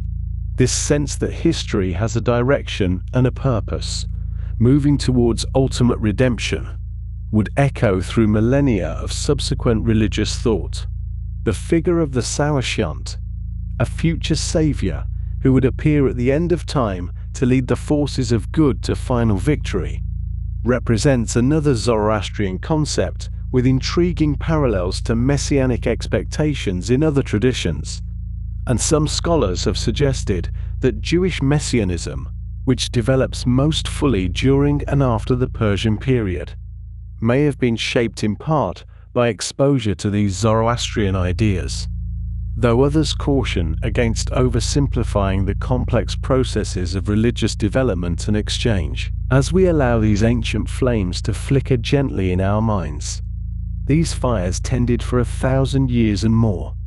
We might reflect on the quiet persistence of this faith, which, despite centuries of pressure following the Arab conquest of Persia, still survives today. maintained by Zoroastrian communities in Iran and by the Parsi community of India, descendants of refugees who fled the Islamic conquest to preserve their ancient tradition on new shores. And their sacred fires continue to burn, their priests continue to tend the flames, and the words of the Gathas continue to be chanted, carrying the voice of Zarathustra across the vast distances of time. A voice calling still for the triumph of a Shah, of truth and righteousness, over the darkness and the lie. A message delivered so many centuries ago that echoes still in the religious consciousness of much of humanity, whether they know its source or not. And in this way, the light of ancient Persia continues to illuminate the world. And so we come now to a quieter chapter in our journey through ancient Persia, one that invites us to consider the lives and influence of women within this vast empire. Women whose names appear in the inscriptions and tablets and histories that have survived the long passage of centuries. The story of Persia is often told through its kings, through Cyrus and Darius and Xerxes. But behind these figures, and sometimes beside them, stood women of remarkable capability. Women who shaped successions, commanded fleets, managed estates, and left their mark upon the administrative records that archaeologists have so patiently pieced together from fragments of clay and stone. Let us begin with Atossa, whose life wound through the reigns of multiple kings, and whose influence upon the Achaemenid dynasty was both subtle and profound. She was born a princess, the daughter of Cyrus the Great himself, which meant that the blood of the empire's founder flowed through her and through any children she might bear. This lineage made her extraordinarily valuable in the careful calculations of royal succession, and her life would see her married not once but 3 times, each marriage connecting her to the throne in a different way. Her first husband was her own brother, Cambyses, for the Achaemenid royal family, like certain other ancient dynasties, sometimes practiced marriage between siblings to concentrate royal blood and legitimate claims to power. When Cambyses died during that strange interlude, when a figure claiming to be Bardia briefly held the throne, Atossa found herself married to this new king as well. Whether the true Bardia or an impostor, the sources disagree on such matters. And then, when Darius came to power after the events that removed this Bardia from the throne, Atossa became his wife too. And it was in this final marriage that her influence would prove most consequential. Darius had many wives and many sons, and the question of which son would inherit the throne was not a simple matter of birth order, but a complex negotiation of royal favor, maternal status, and political alliance. Atossa, we are told by Herodotus and other Greek sources, played a decisive role in convincing Darius to name Xerxes as his successor rather than an older son from another wife. Her argument, as the ancient writers present it, rested upon the fact that Xerxes was born after Darius had become king, while the older sons had been born when Darius was merely a nobleman, and moreover that Xerxes carried the blood of Cyrus through her. Whether the conversation happened precisely as the Greeks recorded it, we cannot know with certainty. But the outcome is clear enough, for Xerxes did indeed become king, and through him the lineage of Cyrus continued upon the throne. Atossa appears in the tragedy The Persians by Aeschylus, the oldest surviving Greek play, where she is portrayed as a dignified queen mother troubled by ominous dreams. And this literary afterlife suggests that even the Greeks recognized her importance within the Persian royal house. Now let us turn to a woman whose story takes us from the palace to the battlefield, or rather to the deck of a warship amid the chaos of naval combat. Artemisia I was queen of Halicarnassus, a Greek city on the coast of Asia Minor that had come under Persian control, and she ruled as a vassal of the great king, governing her territory and commanding her own military forces. When Xerxes assembled his vast expedition against Greece in 480 BCE, Artemisia contributed 5 ships to the Persian fleet and commanded them personally, which made her the only female commander present at the naval battle of Salamis, that narrow strait where Greek and Persian vessels clashed in one of the ancient world's most consequential engagements. According to Herodotus, who was himself from Halicarnassus, and thus had particular interest in Artemisia, she had advised Xerxes against fighting at Salamis at all, suggesting instead that the Persian fleet avoid battle and allow the land army to proceed into Greece, where the Greek alliance would likely fracture of its own accord. This advice was prudent, for the narrow waters of Salamis favored the heavier Greek triremes and neutralized the Persian numerical advantage. But Xerxes chose to fight anyway, perhaps eager for a decisive naval victory. When the battle turned against the Persians and their ships fell into confusion, Artemisia found herself pursued by an Athenian trireme and unable to escape through the press of allied vessels blocking her path. What she did next has been remembered for millennia as an act of cold calculation, for she rammed and sank a ship from her own side, a vessel from Calinda, whose king had apparently had some quarrel with her. The Athenian captain, seeing this, assumed she must be either a Greek vessel or a Persian defector, and broke off pursuit. Artemisia escaped, though everyone aboard the Calindian ship perished. Xerxes, watching the battle from a throne set up on the shore, observed Artemisia's vessel, apparently destroying an enemy ship, and remarked to his attendants that his men had become women, and his women had become men, praising what he took to be her valor without realizing what had actually occurred. This incident tells us something about the brutal pragmatism that military commands sometimes required, and about the way Artemisia navigated a world dominated by male warriors, surviving through cleverness when strength alone would not suffice. After Salamis, Herodotus tells us, Xerxes again sought Artemisia's counsel, and she advised him to return to Persia while leaving a general to continue the campaign. Advice which he followed. She disappears from the historical record after this point, her later years unknown, but her name has endured as perhaps the most famous female naval commander of the ancient world.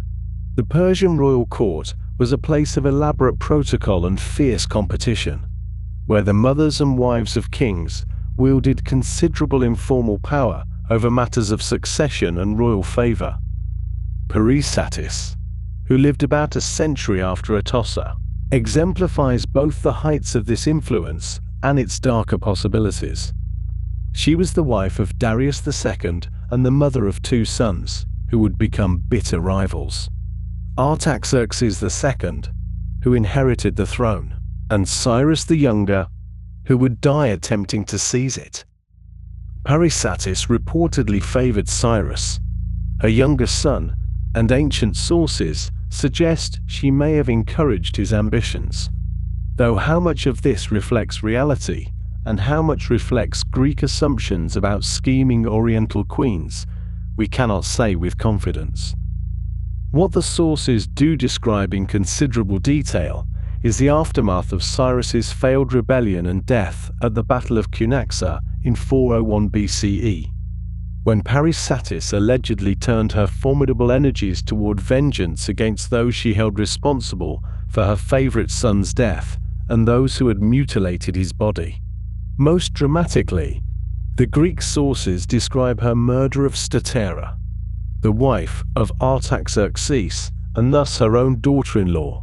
through a method both ingenious and terrible. The 2 women were dining together, and Persepolis cut a small bird in half with a knife that had been coated with poison on one side only,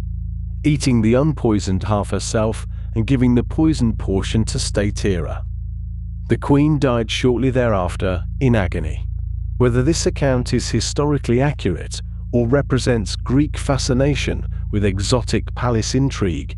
the story has been repeated for over 2,000 years, and speaks to the reputation Persepolis held for ruthlessness and cunning. Artaxerxes, despite suspecting his mother, reportedly could not bring himself to execute her, and instead sent her into temporary exile at Babylon, from which she eventually returned to a position of influence. A different sort of royal woman appears in the figure of Sysigambis, the mother of Darius III, the last Achaemenid king. Her story is one of dignity maintained under the most difficult circumstances, for she lived to see her son's empire conquered and her family captured by Alexander of Macedon. After the Battle of Issus in 333 BCE, when Darius fled the field, his mother, wife, and children fell into Alexander's hands, and the behavior of the young conqueror toward these royal captives became famous in antiquity as an example of magnanimity. Alexander reportedly treated Sysigambis with the honor due a queen mother,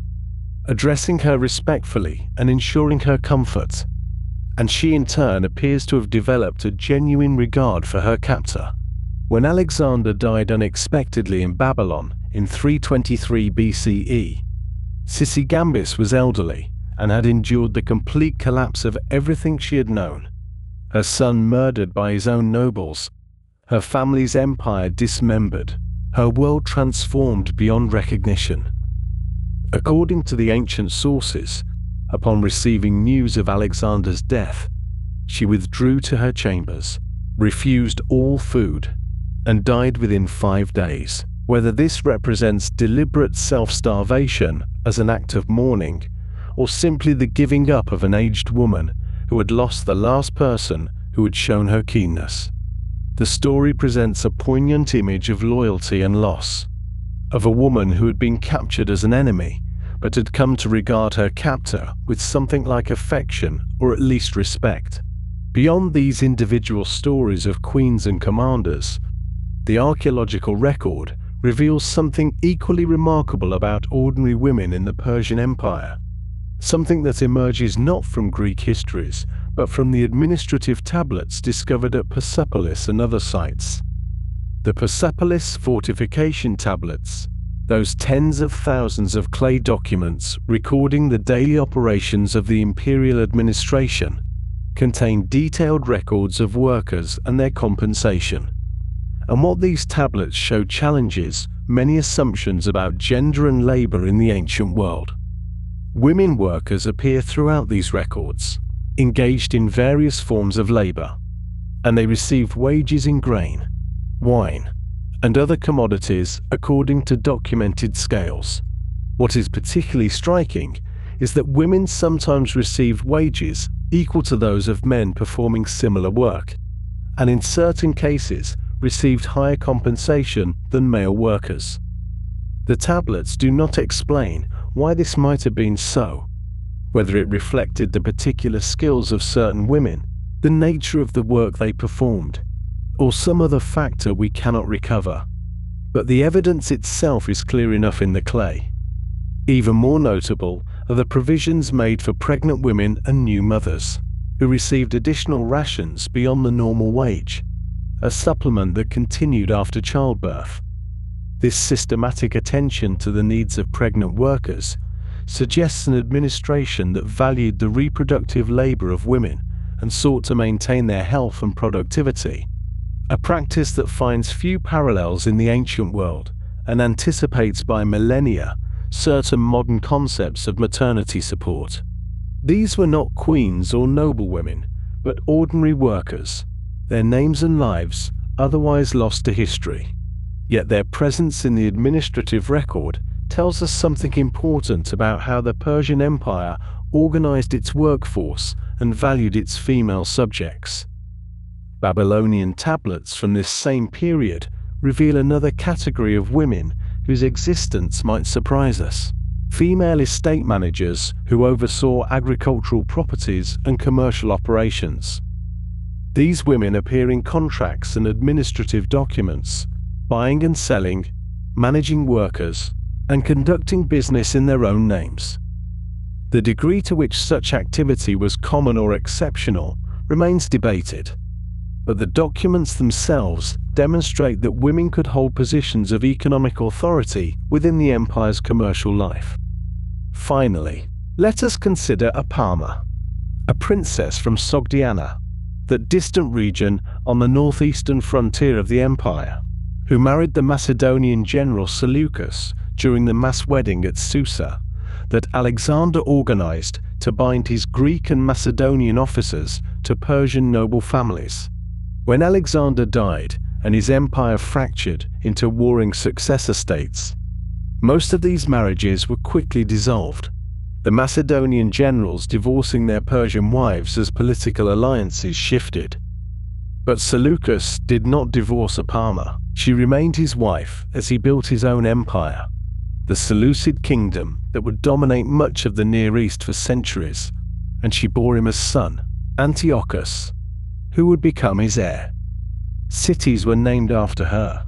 including Apamea on the Orontes in Syria, and her Sogdian blood flowed through generations of Seleucid kings. In a time of upheaval and broken promises, her marriage endured.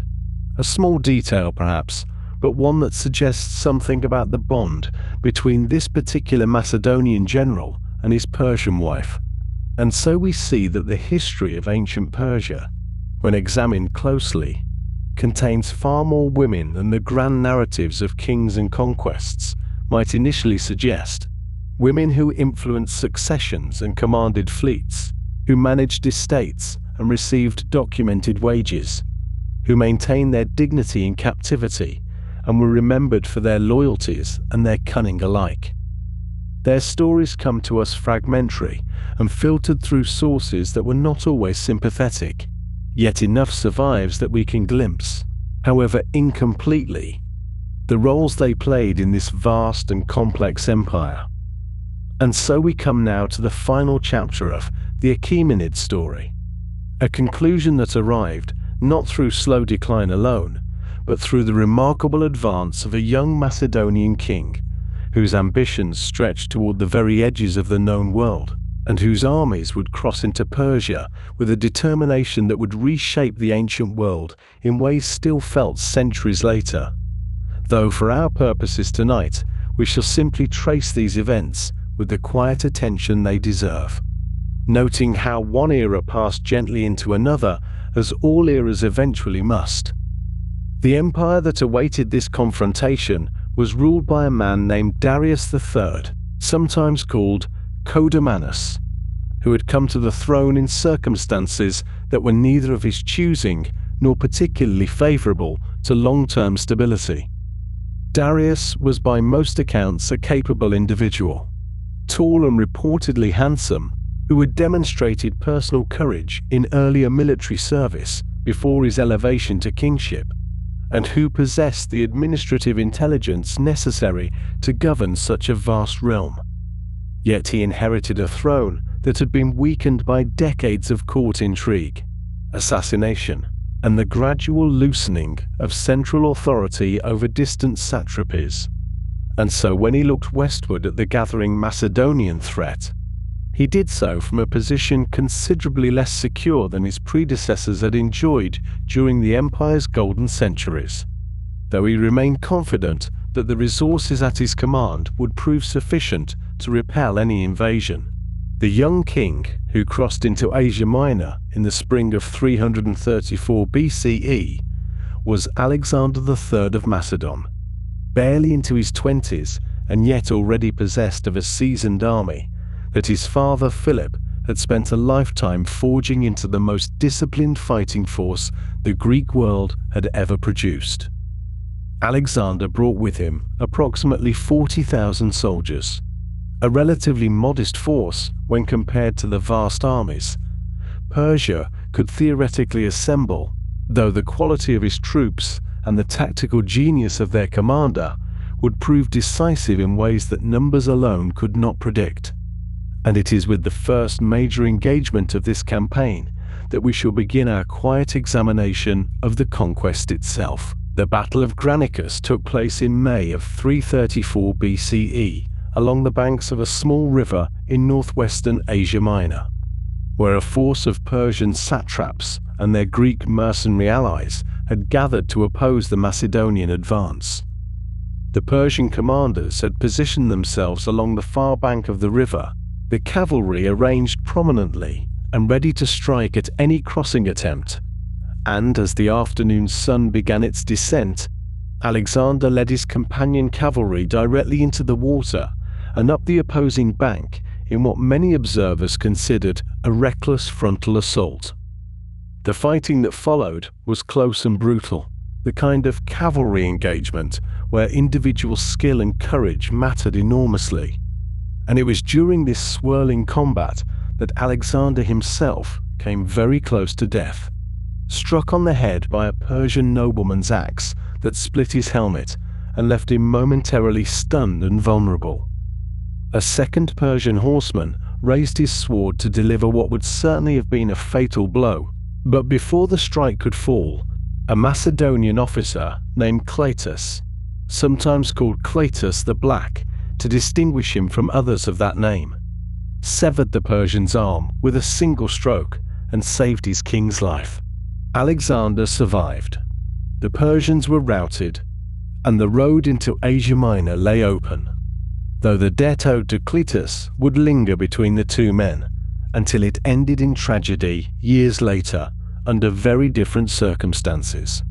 The following year brought an encounter of considerably greater scale,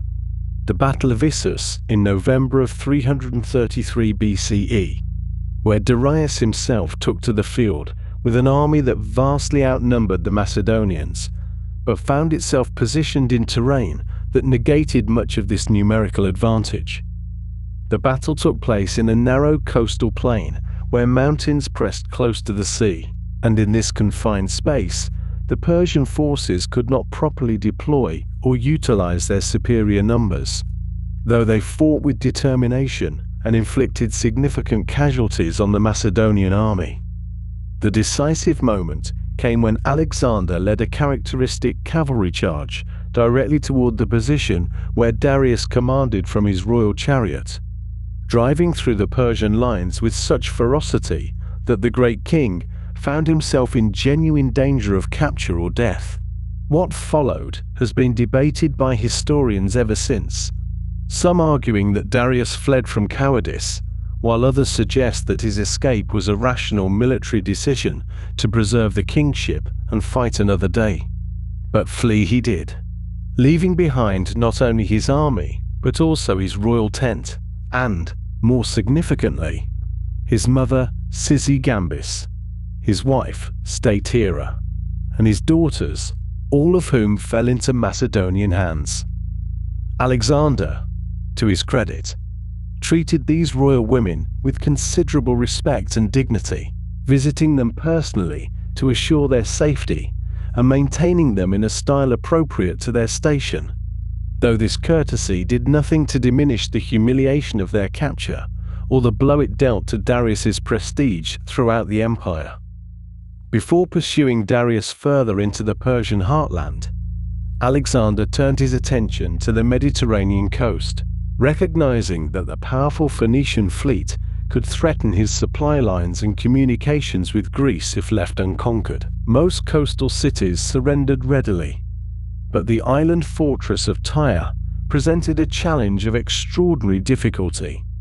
its walls rising directly from the sea on an island half a mile from shore, defended by a population confident that their city had never been taken by force.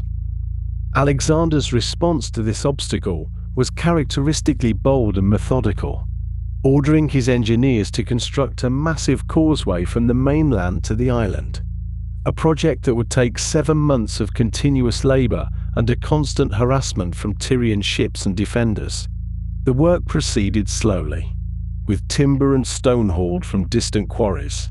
the causeway growing steadily wider and longer despite Tyrian fireships and sorties that destroyed siege towers and killed workers in considerable numbers.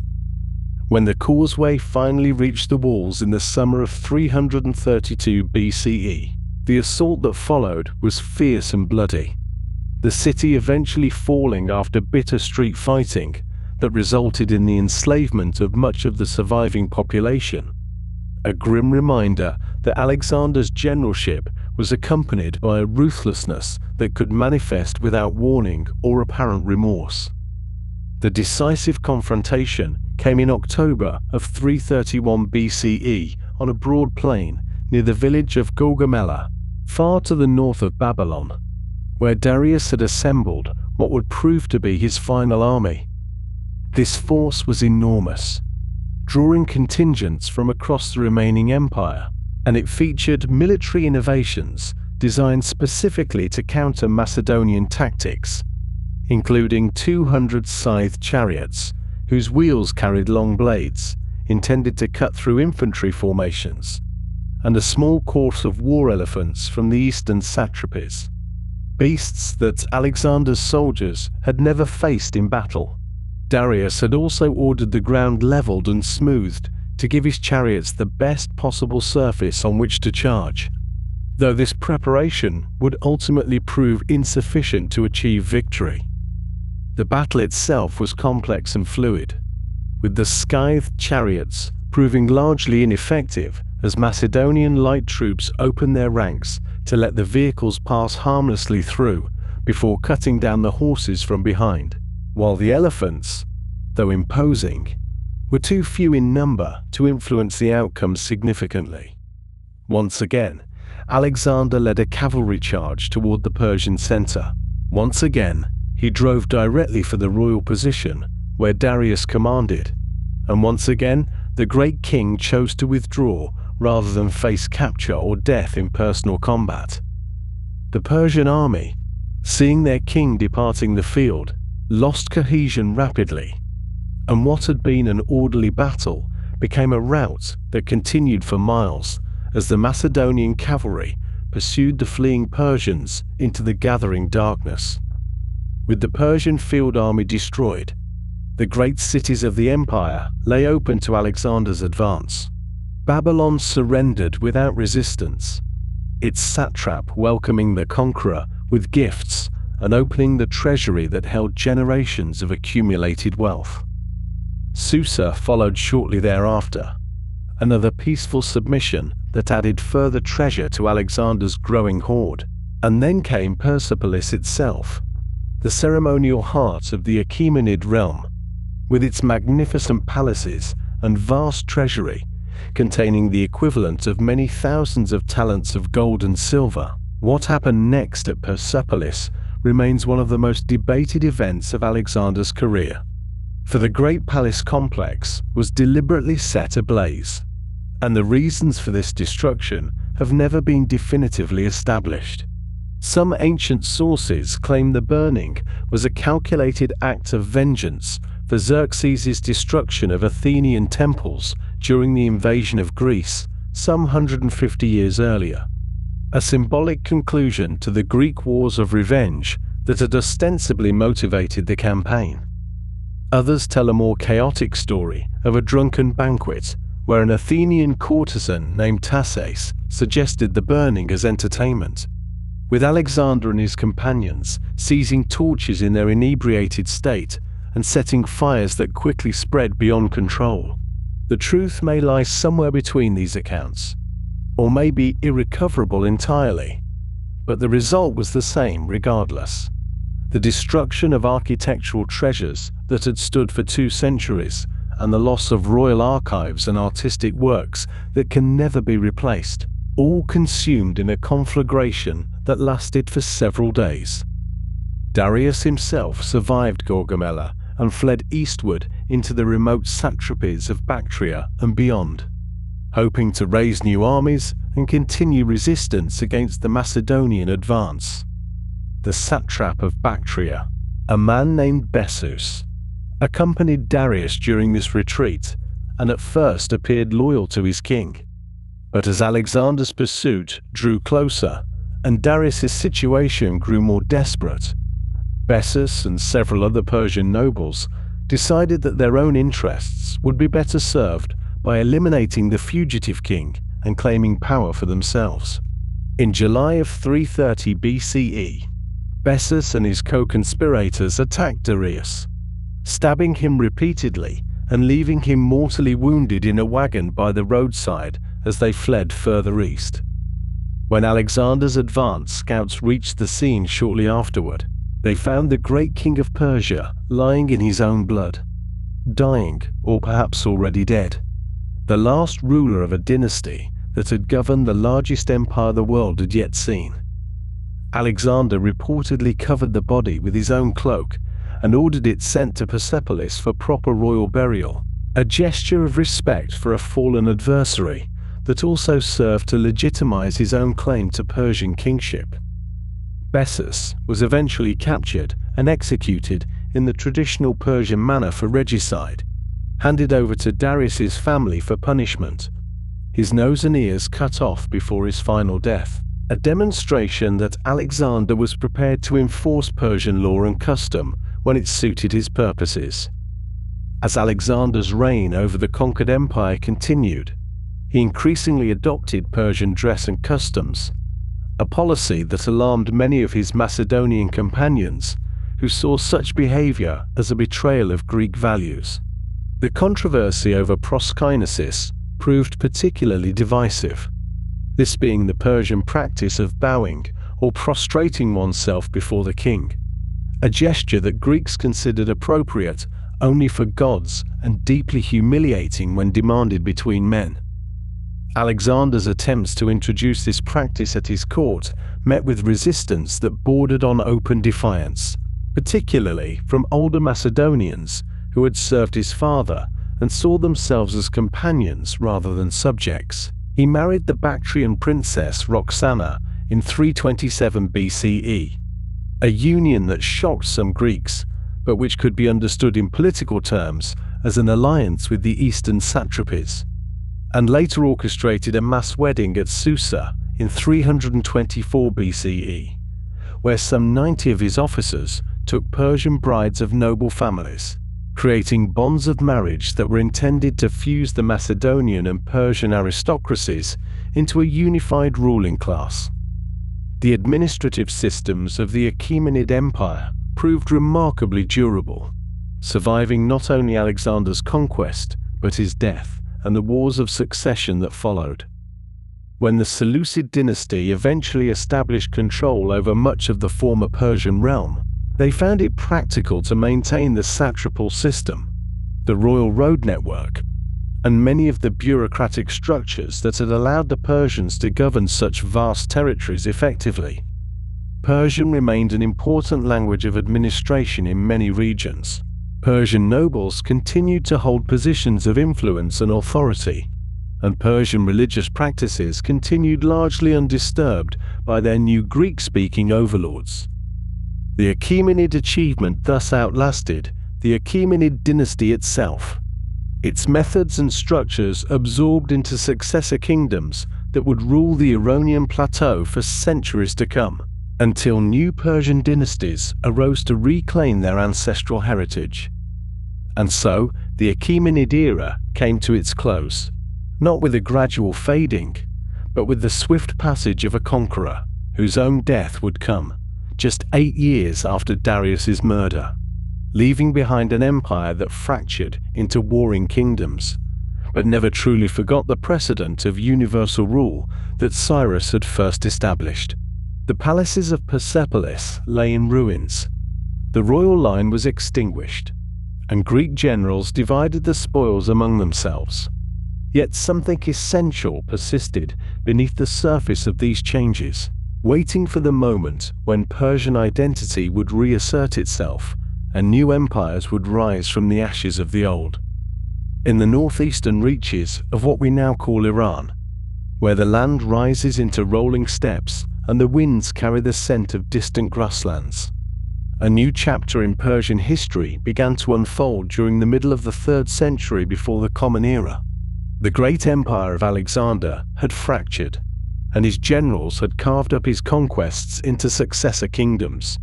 with the Seleucids claiming the vast eastern territories that had once belonged to the Achaemenid kings. But empires built upon conquest are often fragile things, and in the distant province of Parthia, a semi-nomadic people called the Parni had been watching and waiting, as patient as the seasons themselves. The Pani were a tribe of the Dahe Confederation, horse riders and herders who had migrated southward from the Central Asian steppes, and their leader was a man named Arsaces, whose name would come to define an entire dynasty that would endure for nearly 5 centuries. Around the year 247 before the Common Era, when the Seleucid king Antiochus II was distracted by conflicts in the west, Arsaces and his followers seized their opportunity with the quiet confidence of people who understood that empires, however mighty they might appear, are not eternal. They moved into the satrapy of Parthia, deposing the local Seleucid governor, and established themselves as rulers of this mountainous and remote territory, which lay along the ancient trade routes between east and west. The early decades of the Arsacid kingdom were precarious ones, spent consolidating control over their new homeland and defending against Seleucid attempts to reclaim the lost province. Arsaces I and his immediate successors ruled over a modest domain, their power centered in the region around modern Turkmenistan and northeastern Iran, and they adopted many of the administrative practices of the Seleucids while maintaining the martial traditions of their steppe ancestors. The fusion of these two worlds, the settled agricultural civilization of ancient Iran and the mobile warrior culture of the Central Asian grasslands, would come to define the Parthian character in ways that their later enemies would learn to respect and to fear. The transformation of this small kingdom into a great empire came during the reign of Mithridates I, who ruled from approximately 171 to 138 before the Common Era, and whose conquests earned him comparisons to Cyrus the Great himself. When Mithridates came to power, the Seleucid realm was weakening under the pressures of internal conflict and external threats, and he recognized that moment had arrived to expand his inheritance into something far grander. Moving westward with his cavalry armies, Mithridates captured Media, the ancient heartland of the Medes, with its important city of Ecbatana, and then pressed on into Mesopotamia, taking Seleucia on the Tigris, one of the great cities of the Hellenistic world, around 141 before the Common Era. By the end of his reign, the Parthian Empire stretched from the Hindu Kush to the Zagros Mountains, and Persia, which had seemed to vanish under the Macedonian conquest, was reborn under new masters who honored the old traditions. The Parthians were, above all else, masters of mounted warfare, and their military techniques were unlike anything the settled kingdoms of the Mediterranean world had encountered. The core of the Parthian army consisted of 2 types of cavalry: the heavily armored cataphracts, who could charge through enemy formations like an irresistible wave, and the light horse archers, who could harass and destroy an army without ever allowing it to come to grips with them. It was these horse archers who developed what would become known as the Parthian shot, a technique that required extraordinary skill and years of practice to perfect. Riding at full gallop away from pursuing enemies, these archers would twist in their saddles and fire their powerful composite bows backward, sending arrows into the faces of soldiers who thought they were chasing a retreating foe. The movement required complete control of the horse, using only the legs, perfect balance, and the strength to draw and release a bow, while the body was in constant motion. And those who mastered it could transform what appeared to be a retreat into a devastating attack. The Roman Republic, which by the 1st century before the Common Era had absorbed much of the Mediterranean world into its dominion, came into contact with the Parthians as Roman generals pushed eastward into the former Seleucid territories. The meeting of these 2 great powers would shape the history of both for centuries to come,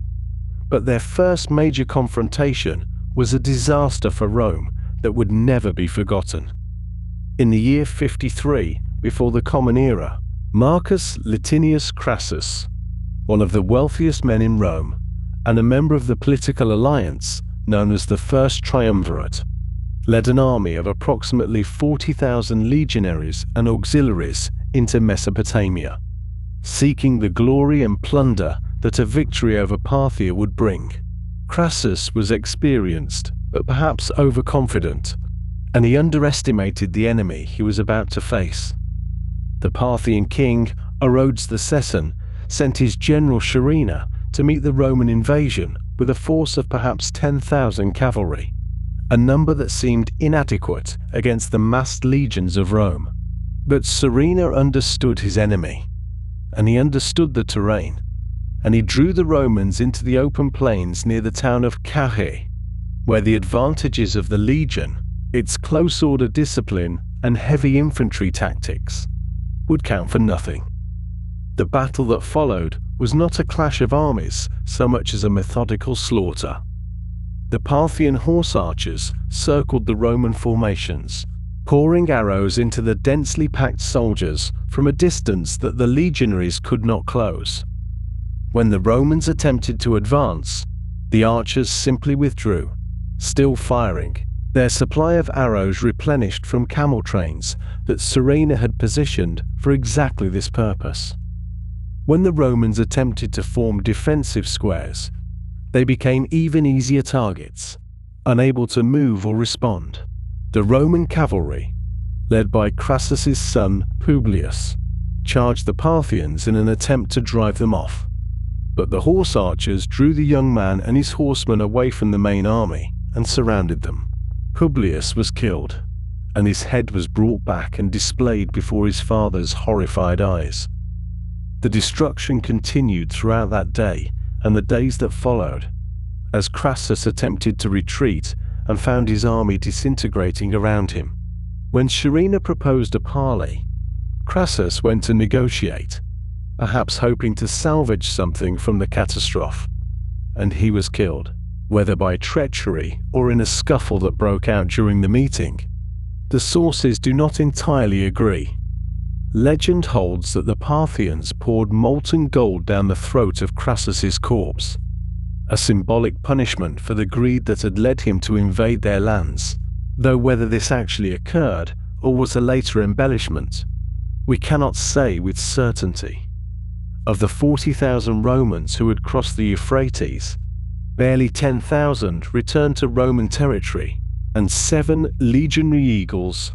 the sacred standards that embodied the honor of the legions, were captured by the Parthians and taken as trophies.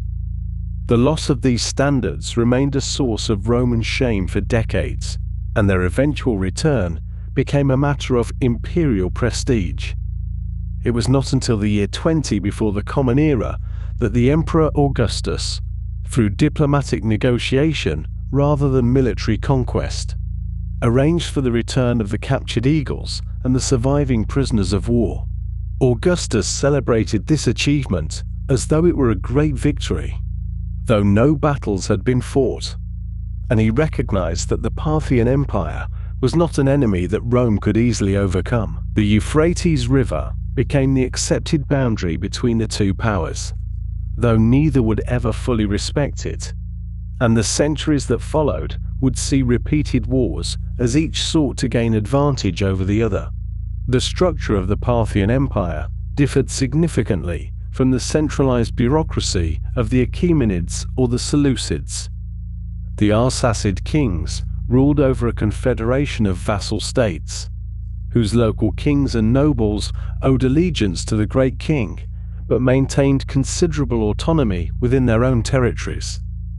This decentralized, almost feudal arrangement allowed the empire to govern vast distances without the extensive administrative apparatus that other empires required. But it also created inherent weaknesses, as powerful vassals could pursue their own interests or challenge the throne itself. The great noble families, some of whom traced their lineages back to the earliest days of the Conquest, wielded immense power, and the succession to the throne was rarely smooth, with competing princes and their noble backers frequently plunging the empire into civil conflict. The capital of this sprawling realm was Ctesiphon, located on the eastern bank of the Tigris River, just across from the older city of Seleucia on the Tigris, which the Parthians had captured from the Seleucids. Over time, Ctesiphon grew into one of the largest cities of the ancient world, a center of commerce and culture, where the wealth of the Silk Road passed through markets that connected China to Rome. The Parthians controlled the middle portions of these great trade routes, collecting customs duties on the silk and spices, the precious stones and exotic goods that flowed in both directions, and this commercial wealth enriched the empire and its ruling class. Ctesiphon was a cosmopolitan city, where Greek was still spoken alongside Parthian and Aramaic, where multiple religions coexisted, and where the influences of East and West mingled in architecture, art, and daily life. The Parthians displayed a remarkable cultural openness, absorbing elements from the Greek civilization that had preceded them while maintaining and reviving Iranian traditions that reached back to the Achaemenid period and beyond. They built theaters in the Greek style, patronized Hellenistic art, and employed Greek as one of the languages of administration and literature. Yet they also cultivated a distinctively Iranian identity, supporting Zoroastrian worship, adopting old Persian royal titles, and consciously positioning themselves as heirs to the ancient kings. The Parthian language itself, a Middle Iranian tongue descended from the Old Persian of the Achaemenids, developed its own literary tradition and would later influence the languages that followed, including Middle Persian and eventually modern Farsi. The Arsacid calendar, based on the era of the dynasty's founding, provided a chronological framework that reminded all who used it of the legitimacy and antiquity of Arsacid rule. The wars between Rome and Parthia continued across the generations, a slow grinding conflict interspersed with periods of peace, neither side able to achieve lasting dominance over the other. Roman emperors and generals captured Ctesiphon on multiple occasions, most notably when Trajan marched his legions into Mesopotamia in 116 of the Common Era, briefly taking the Parthian capital and sailing down the Tigris to the Persian Gulf. Yet these Roman victories proved ephemeral, for the legions could not hold what they conquered, and the Parthians would regroup, counterattack, and reclaim their territories once the Romans withdrew. The Parthians likewise raided into Roman Syria and Armenia,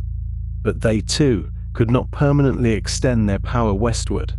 It was a strategic stalemate that would endure until both empires were transformed by internal changes. The decline of the Arsacid dynasty was a gradual process, the slow accumulation of weaknesses rather than a single catastrophic event. Succession disputes grew more frequent and more destructive as the second century of the Common Era progressed, with rival claimants backed by different noble factions, tearing the empire apart in civil wars that sapped its strength. The decentralized structure that had allowed the empire to function now worked against it, as vassal kings pursued independent policies or supported whichever candidates seemed most likely to benefit them. The wars with Rome continued to drain resources and manpower, even when the Parthians emerged victorious in individual campaigns. In the southern province of Persis, the original heartland of the Achaemenid Persians, a local dynasty called the Sasanians had been gaining strength, ruling as vassals of the Arsacid kings, but nurturing ambitions of their own. When the Arsacid king, Artabanus IV, faced yet another challenger for his throne, the Sasanian king, Ardashir, saw his opportunity, and around the year 224 of the Common Era, he challenged Arsacid's supremacy directly, defeating Artabanus in battle and claiming the kingship of Iran for himself. The Parthian Empire, which had endured for nearly 5 centuries and had held Rome at bay, passed into history, replaced by a new Persian dynasty that would prove equally formidable. But the legacy of the Parthians lived on, in the language and culture of Iran, in the military traditions that the Sasanians inherited and adapted, and in the memory of an empire that had risen from the steppes to rule the lands between Rome and China. The Sasanian Empire, which would become the last great Persian dynasty before the coming of Islam, began not with a sudden revolution, but with the slow gathering of power in a province called Persis, the very heartland from which the Achaemenids had once risen to conquer the known world. In this region, a local prince named Ardashir, son of Papak, had been steadily expanding his influence, absorbing neighboring territories and building a coalition of loyal followers who saw in him something more than a regional governor. The Parthian Arsacid dynasty, which had ruled for nearly 5 centuries, had grown weak through internal divisions and the exhausting cycle of wars with Rome, and Ardashir, with patience and calculation, determined that the time had come to challenge the King of Kings himself. The confrontation came in the year 224 of the Common Era, on a plain called Hormizdagan, where Ardashir's forces met the army of Artabanus IV, the last Parthian monarch. The details of the battle itself have come down to us through chronicles and inscriptions, though the accounts vary in their particulars, as such accounts often do. What remains certain is that Ardashir achieved a decisive victory, and that Artabanus fell in the fighting, some sources suggesting that Ardashir struck the fatal blow himself. With this single engagement, centuries of Arsacid rule came to an end, and a new dynasty, named for Ardashir's ancestor Sasan, took its place upon the Persian throne. From the very beginning, Ardashir and his successors presented themselves not as mere conquerors, but as restorers of something that had been lost. They looked back across the intervening centuries of Parthian and Seleucid rule to claim spiritual descent from the Achaemenids, those great kings who had built the first world empire.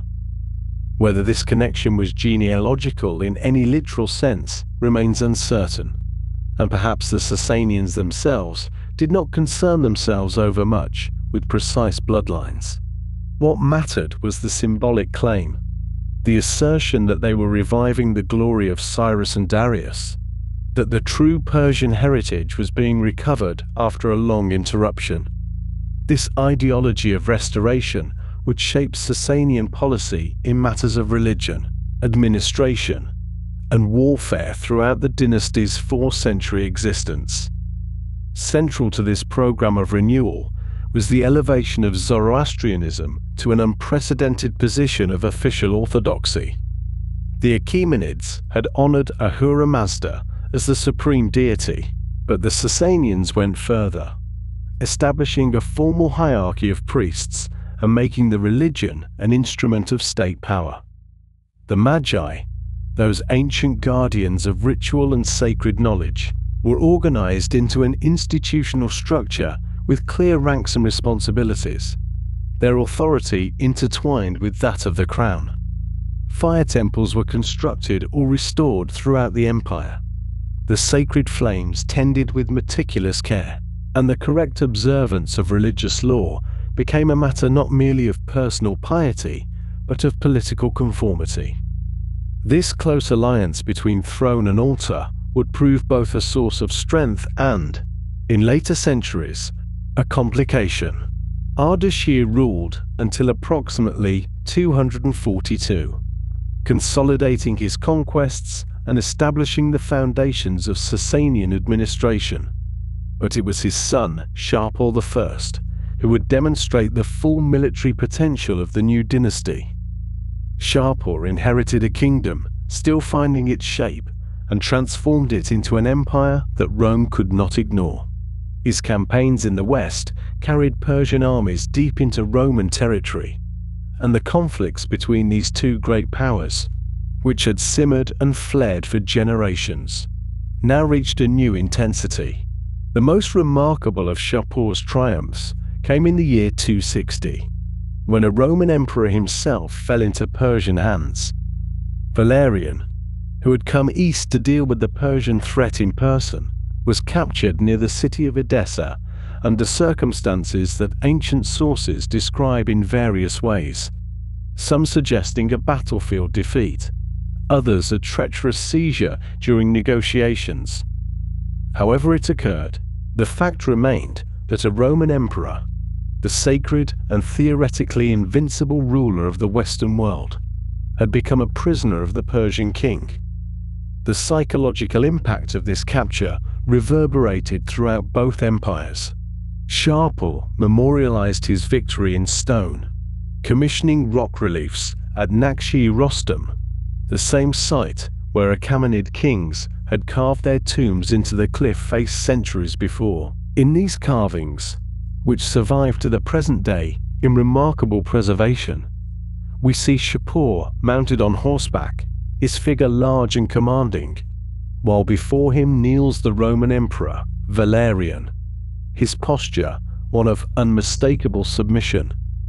Another Roman figure, sometimes identified as Philip the Arab, stands nearby, having earlier concluded a humiliating peace with Persia. The message of these reliefs was clear to any viewer then and remains clear now, a permanent advertisement of Persian supremacy carved into the living rock of the ancestral homeland.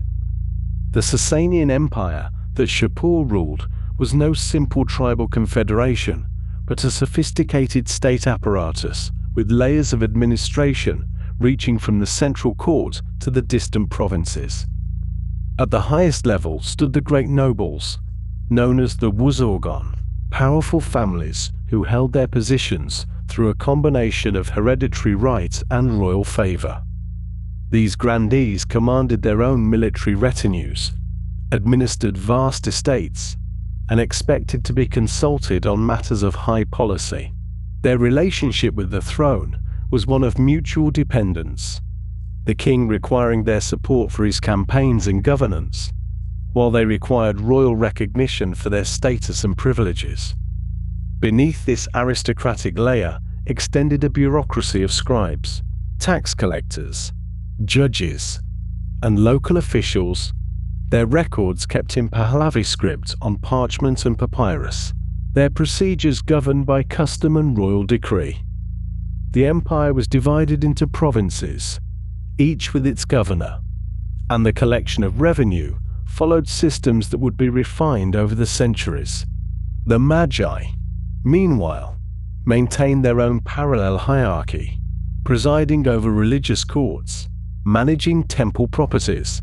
and advising the crown on matters touching spiritual law. This tripartite structure of royalty, nobility, and priesthood gave Sasanian Persia its characteristic form, a complex arrangement of competing and cooperating interests held together by the person of the king. The centuries following Shapur saw periods of strength and periods of difficulty. As one might expect in any long-lived dynasty, there were capable rulers and weak ones, victorious campaigns and costly defeats, internal reforms and internal conflicts. But the Sasanian achievement reached one of its highest points during the reign of Khosrow I, who ascended to the throne in 531 and ruled until 579,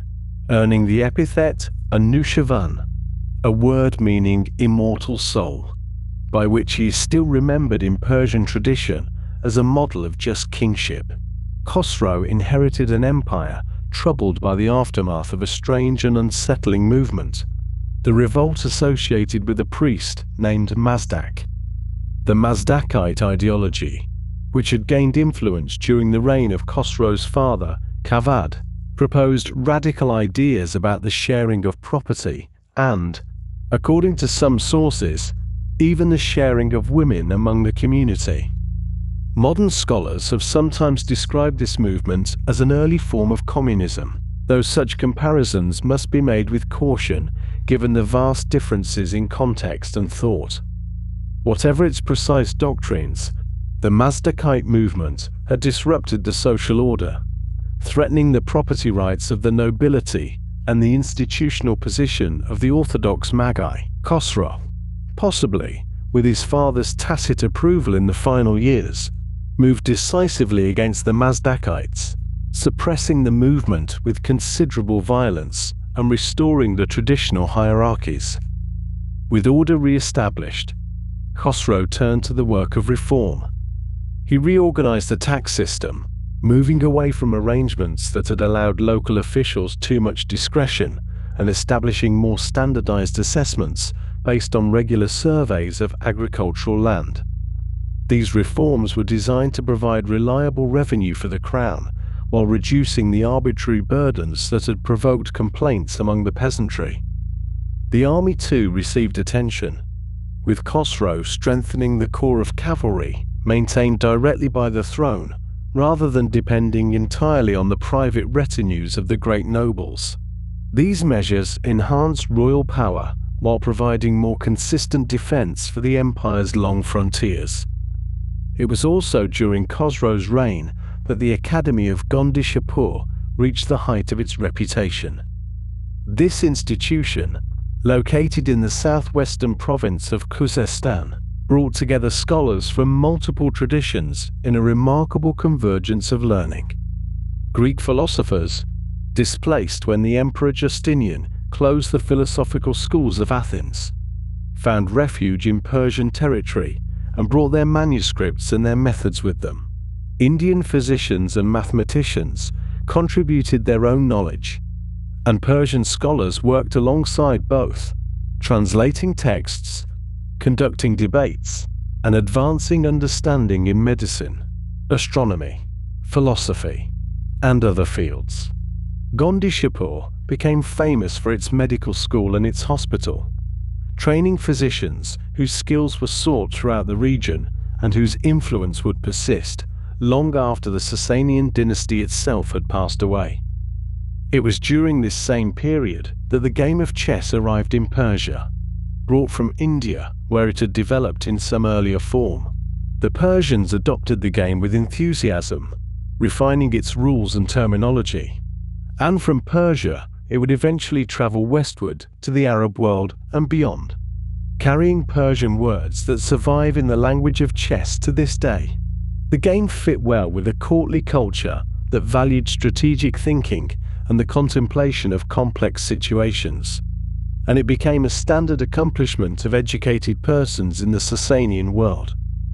The material culture of Sasanian Persia achieved levels of sophistication that influenced civilizations far beyond the empire's borders.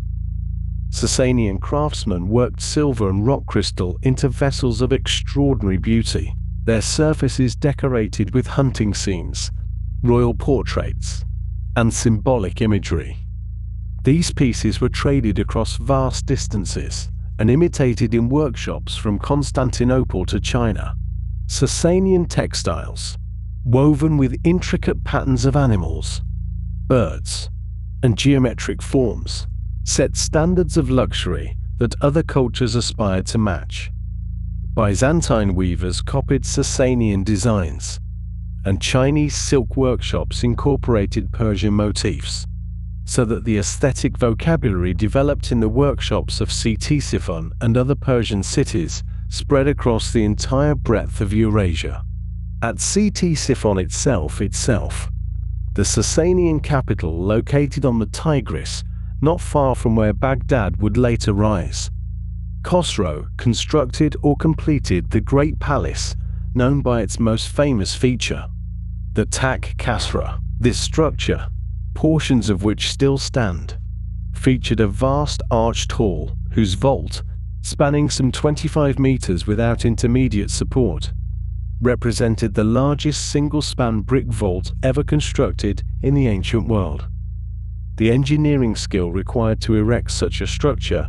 building in brick rather than stone, speaks to the accumulated knowledge of Persian builders working in a tradition stretching back millennia. The Great Arch of Ctesiphon became a symbol of Sasanian power and remains, even in its partial ruin,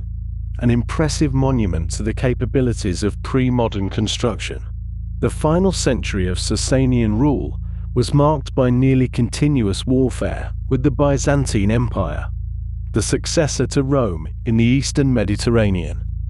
These conflicts, sometimes erupting into major campaigns and sometimes subsiding into uneasy truces, drained the resources and energies of both powers. Khosrow II, who reigned from 590 until 628, with one brief interruption, embarked on the most ambitious military ventures of the dynasty's later period. Persian armies captured Jerusalem in 614, carrying away the true cross, and reached the walls of Constantinople itself. For a moment it seemed that the Sasanian Empire might achieve what even Darius and Xerxes had not, the final subjugation of the Western powers. But these campaigns overextended Persian strength. The Byzantine Emperor, Heraclius, rallying his forces, launched a devastating counteroffensive that carried the war into the Persian heartland. The exhausting back and forth of these final wars left both empires weakened in ways neither fully understood, their treasuries depleted, their armies worn down, their populations weary of endless mobilization. Khosrow II himself fell victim to internal conspiracy, overthrown and killed in 628, and the decade that followed saw a rapid succession of rulers, none able to restore stability. When the armies of Islam emerged from Arabia in the 630s, they encountered an empire already strained beyond its capacity to resist. The Sasanian dynasty, which had endured for 4 centuries and achieved so much in administration, art, religion, and war, would fall within a generation to these new conquerors. But the civilization the Sasanians had built did not simply disappear. Persian language, Persian administrative practice, Persian art and architecture, and the Persian conception of kingship would all survive, absorbed and transformed within the new Islamic world, carrying forward traditions that stretched back through the Sasanians to the Achaemenids and beyond, a continuity of culture outlasting any single dynasty or any single faith. The Sasanian Empire, which had for more than 4 centuries stood as one of the great powers of the ancient world, found itself in its final years weakened not by any single catastrophe, but by a slow accumulation of exhaustions, both military and administrative, that left it vulnerable in ways that perhaps no one at the time could have fully anticipated. The reign of Khosrow II, who at once seemed to bring the empire to the very height of its territorial ambitions, pushing westward against the Byzantines and briefly holding Jerusalem itself, had ended not in triumph but in disaster, as the Byzantine Emperor Heraclius conducted a devastating counter-campaign that struck deep into Persian territory and left the treasury depleted, the army scattered, and the prestige of the monarchy itself badly damaged. In the year 628 CE, Khosrow II was deposed by his own nobles and shortly thereafter murdered, an event that might, under other circumstances, have been followed by a period of recovery and consolidation, but which instead inaugurated a time of almost incomprehensible political chaos, during which the Sasanian throne changed hands with bewildering frequency, passing through approximately a dozen different claimants in the space of just 4 years, some ruling for mere weeks or months before being overthrown, assassinated, or simply abandoned by their supporters. This rapid succession of rulers, which included at various points princes, princesses, generals, and even children, left the empire without stable leadership at precisely the moment when stable leadership was most urgently required. For out of the Arabian Peninsula there had emerged a new and unexpected force, the followers of the Prophet Muhammad, who had unified the often fractious Arab tribes under the banner of a new faith, and who possessed a remarkable combination of religious conviction, military discipline, and strategic mobility that would prove extraordinarily effective against the exhausted empires of the Near East. The Arab armies, though smaller in number and less elaborately equipped than the professional forces of the Sasanians, moved with a speed and flexibility that the larger Persian formations found difficult to counter, and they were motivated by a sense of purpose and unity that contrasted sharply with the factionalism and war weariness that had come to characterize the Sasanian military establishment. It was into this situation of Persian weakness and Arab strength that the decisive confrontation came. A battle that would mark the effective end of Sasanian military power and the beginning of a transformation that would reshape the entire character of Persian civilization. The Battle of Al-Qadisiyah, fought in the year 636 CE in the flat plains of what is now southern Iraq, brought together two very different armies with very different histories, the one representing centuries of imperial tradition and elaborate military protocol, the other representing a new movement that was still in its first generation of expansion. The Arab forces were commanded by Sa'd ibn Abi Waqqas, one of the companions of the Prophet, and a man of considerable military experience, while the Sasanian army was led by Rostam Farrokhzad, a general of distinguished lineage and proven capability, who had done much to restore order to the empire during the turbulent years following Khosrow II's death. Rustam is said to have approached the battle with a certain reluctance, perhaps sensing that the circumstances were not favorable, or perhaps recognizing that the political instability behind him made a clean victory difficult to exploit, even if it could be achieved. The Persian army was larger and included war elephants, those imposing creatures that had long been a feature of Sasanian military display. But the battle extended over several days, a grinding engagement in which neither side could claim immediate supremacy. And in the end, it was the Sasanians who broke, their general Rostam killed in the fighting and his army scattered across the Mesopotamian plain. The defeat at Al-Qadisiyah opened the way to the very heart of Sasanian territory, and the Arab forces moved with remarkable speed towards Ctesiphon,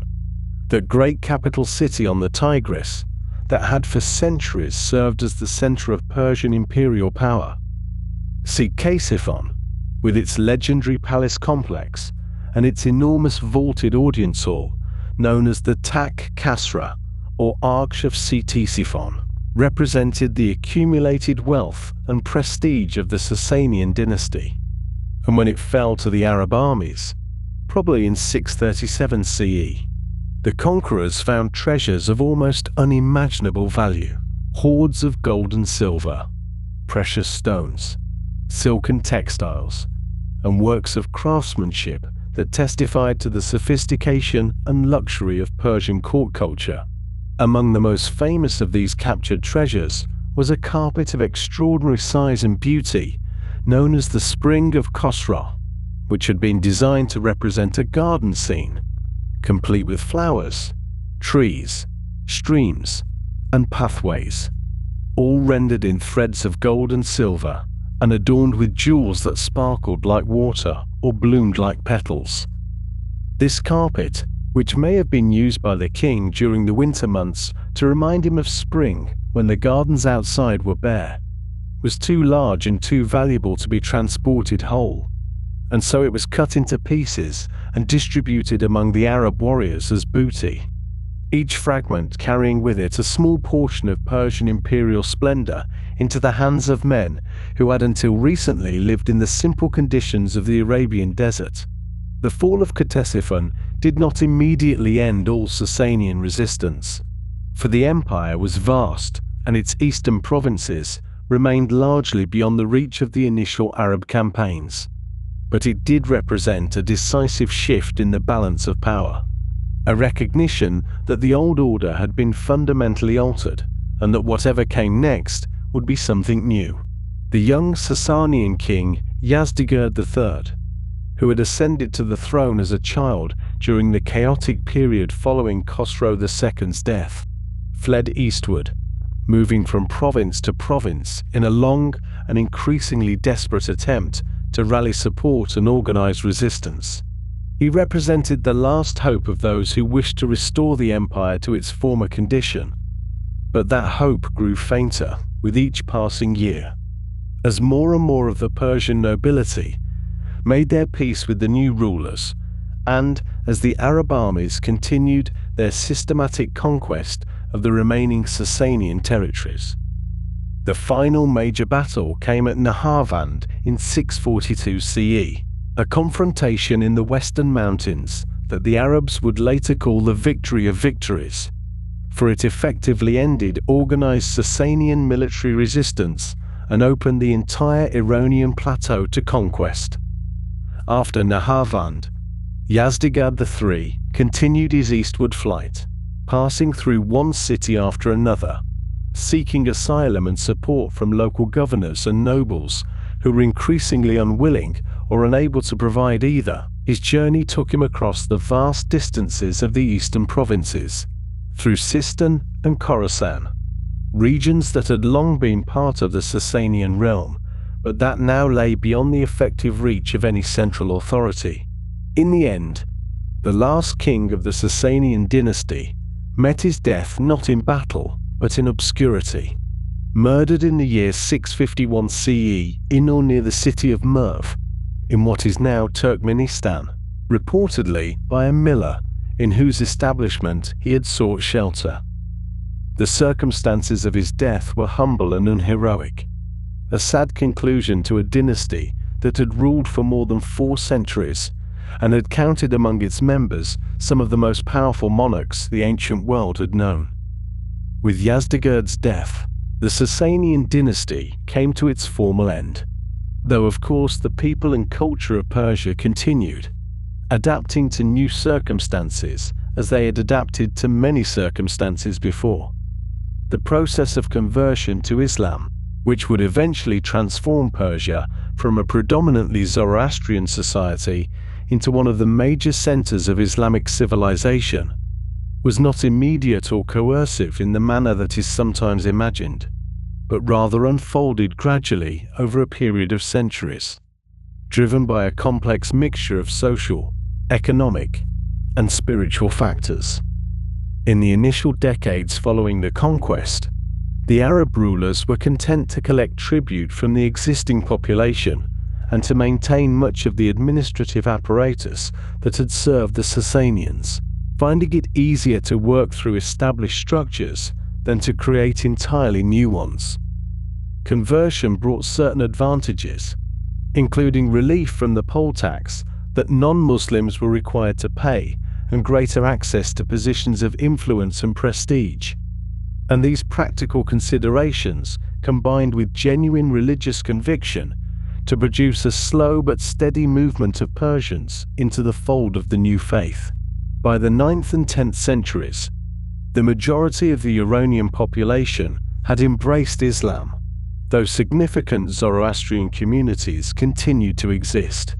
particularly in more remote areas, maintaining their ancient traditions and their sacred fires in the face of the changed circumstances. What is perhaps most remarkable about the relationship between Persian and Islamic civilization is not the conquest itself, which followed patterns familiar from many other historical encounters between established empires and vigorous newcomers, but rather the extent to which Persian culture, administration, and intellectual traditions came to shape the very character of the Islamic world that had absorbed it. The Arabs who conquered Persia were relatively few in number and had emerged from a society that, for all its vitality, lacked the elaborate bureaucratic structures, the literary traditions, and the artistic sophistication that the Persians had developed over millennia. As the Islamic Empire expanded and matured, it drew heavily upon Persian expertise in governance, employing Persian scribes and administrators who brought with them the methods and protocols of the Sasanian chancery. The very organization of the Abbasid Caliphate, which came to power in 750 CE and moved its capital to the newly founded city of Baghdad, just a short distance from the ruins of Ctesiphon, owed much to Persian models of court ceremonial, bureaucratic hierarchy, and royal ideology. Scholars have come to use the term Persianate to describe this vast cultural zone that stretched from the Mediterranean to Central Asia and beyond, in which Persian language, literature, and aesthetic sensibilities provided a common framework that transcended religious and political boundaries. The survival of Zoroastrian communities in Iran, though reduced from their former predominance, represents a thread of continuity that connects the Sasanian period to the present day. In certain regions, particularly around the city of Yazd in central Iran, Zoroastrians maintained their religious practices and their sacred fires through centuries of Muslim rule, adapting to their minority status while preserving the essentials of their ancient faith. Others, unwilling or unable to accept the changed conditions of their homeland, eventually migrated across the sea to India, where they established communities that came to be known as Parsis, a name derived from the word Persia itself. These Parsi communities, settling primarily in the region around Bombay, flourished under the generally tolerant conditions of Indian society and maintained their religious traditions with remarkable fidelity, so that today, the Zoroastrian communities of India and Iran together represent the living continuation of a faith that once commanded the allegiance of kings and empires. The literary preservation of Persian heritage found its greatest expression in the work of the poet Ferdowsi, who completed his monumental epic, the Shah-Namas or Book of Kings, in the year 1010 CE, some 3.5 centuries after the Arab conquest. The Shahnameh, which runs to approximately 50,000 couplets, represents the longest poem ever written by a single author and contains within its vast scope the entire mythological and legendary history of Persia, from the creation of the world through the reigns of the mythical kings, the heroic age of Rostam and Sohrab, the historical dynasties of the Achaemenids and Parthians and Sasanians, and finally, the Arab conquest itself. Ferdowsi, writing in the new Persian language that had emerged from the mixing of Arabic and older Persian forms, drew upon earlier prose chronicles and oral traditions to create a work that was at once a compendium of national memory and a meditation on kingship, heroism, fate, and the passage of time. His epic ensured that the names and deeds of the ancient Persian kings would not be forgotten, that the stories that had once been told in the courts of Ctesiphon and Persepolis would continue to be recited in the courts of Muslim sultans and eventually in coffee houses and homes throughout the Persian-speaking world. And so the story of ancient Persia, which began with Cyrus the Great's conquest of Media and his proclamation of a new kind of empire, came not to an absolute end, but rather to a transformation, as the Persian people and their cultural traditions passed through the crucible of conquest and emerged in new forms, shapes that were different from what had come before, but that carried within them the accumulated inheritance of centuries. The Sasanian Empire fell, but Persian civilization endured, adapting itself to Islam as it had once adapted to the conquests of Alexander, finding new expressions for old values and contributing its distinctive genius to the broader world that now claimed it. In the Persianate courts of later centuries,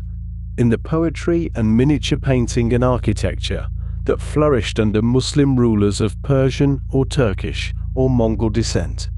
in the Zoroastrian temples of Yazd and the Parsi fire temples of Bombay, in the pages of the Shahnameh, read aloud on winter evenings, the spirit of ancient Persia continued its long and quiet conversation with the ages.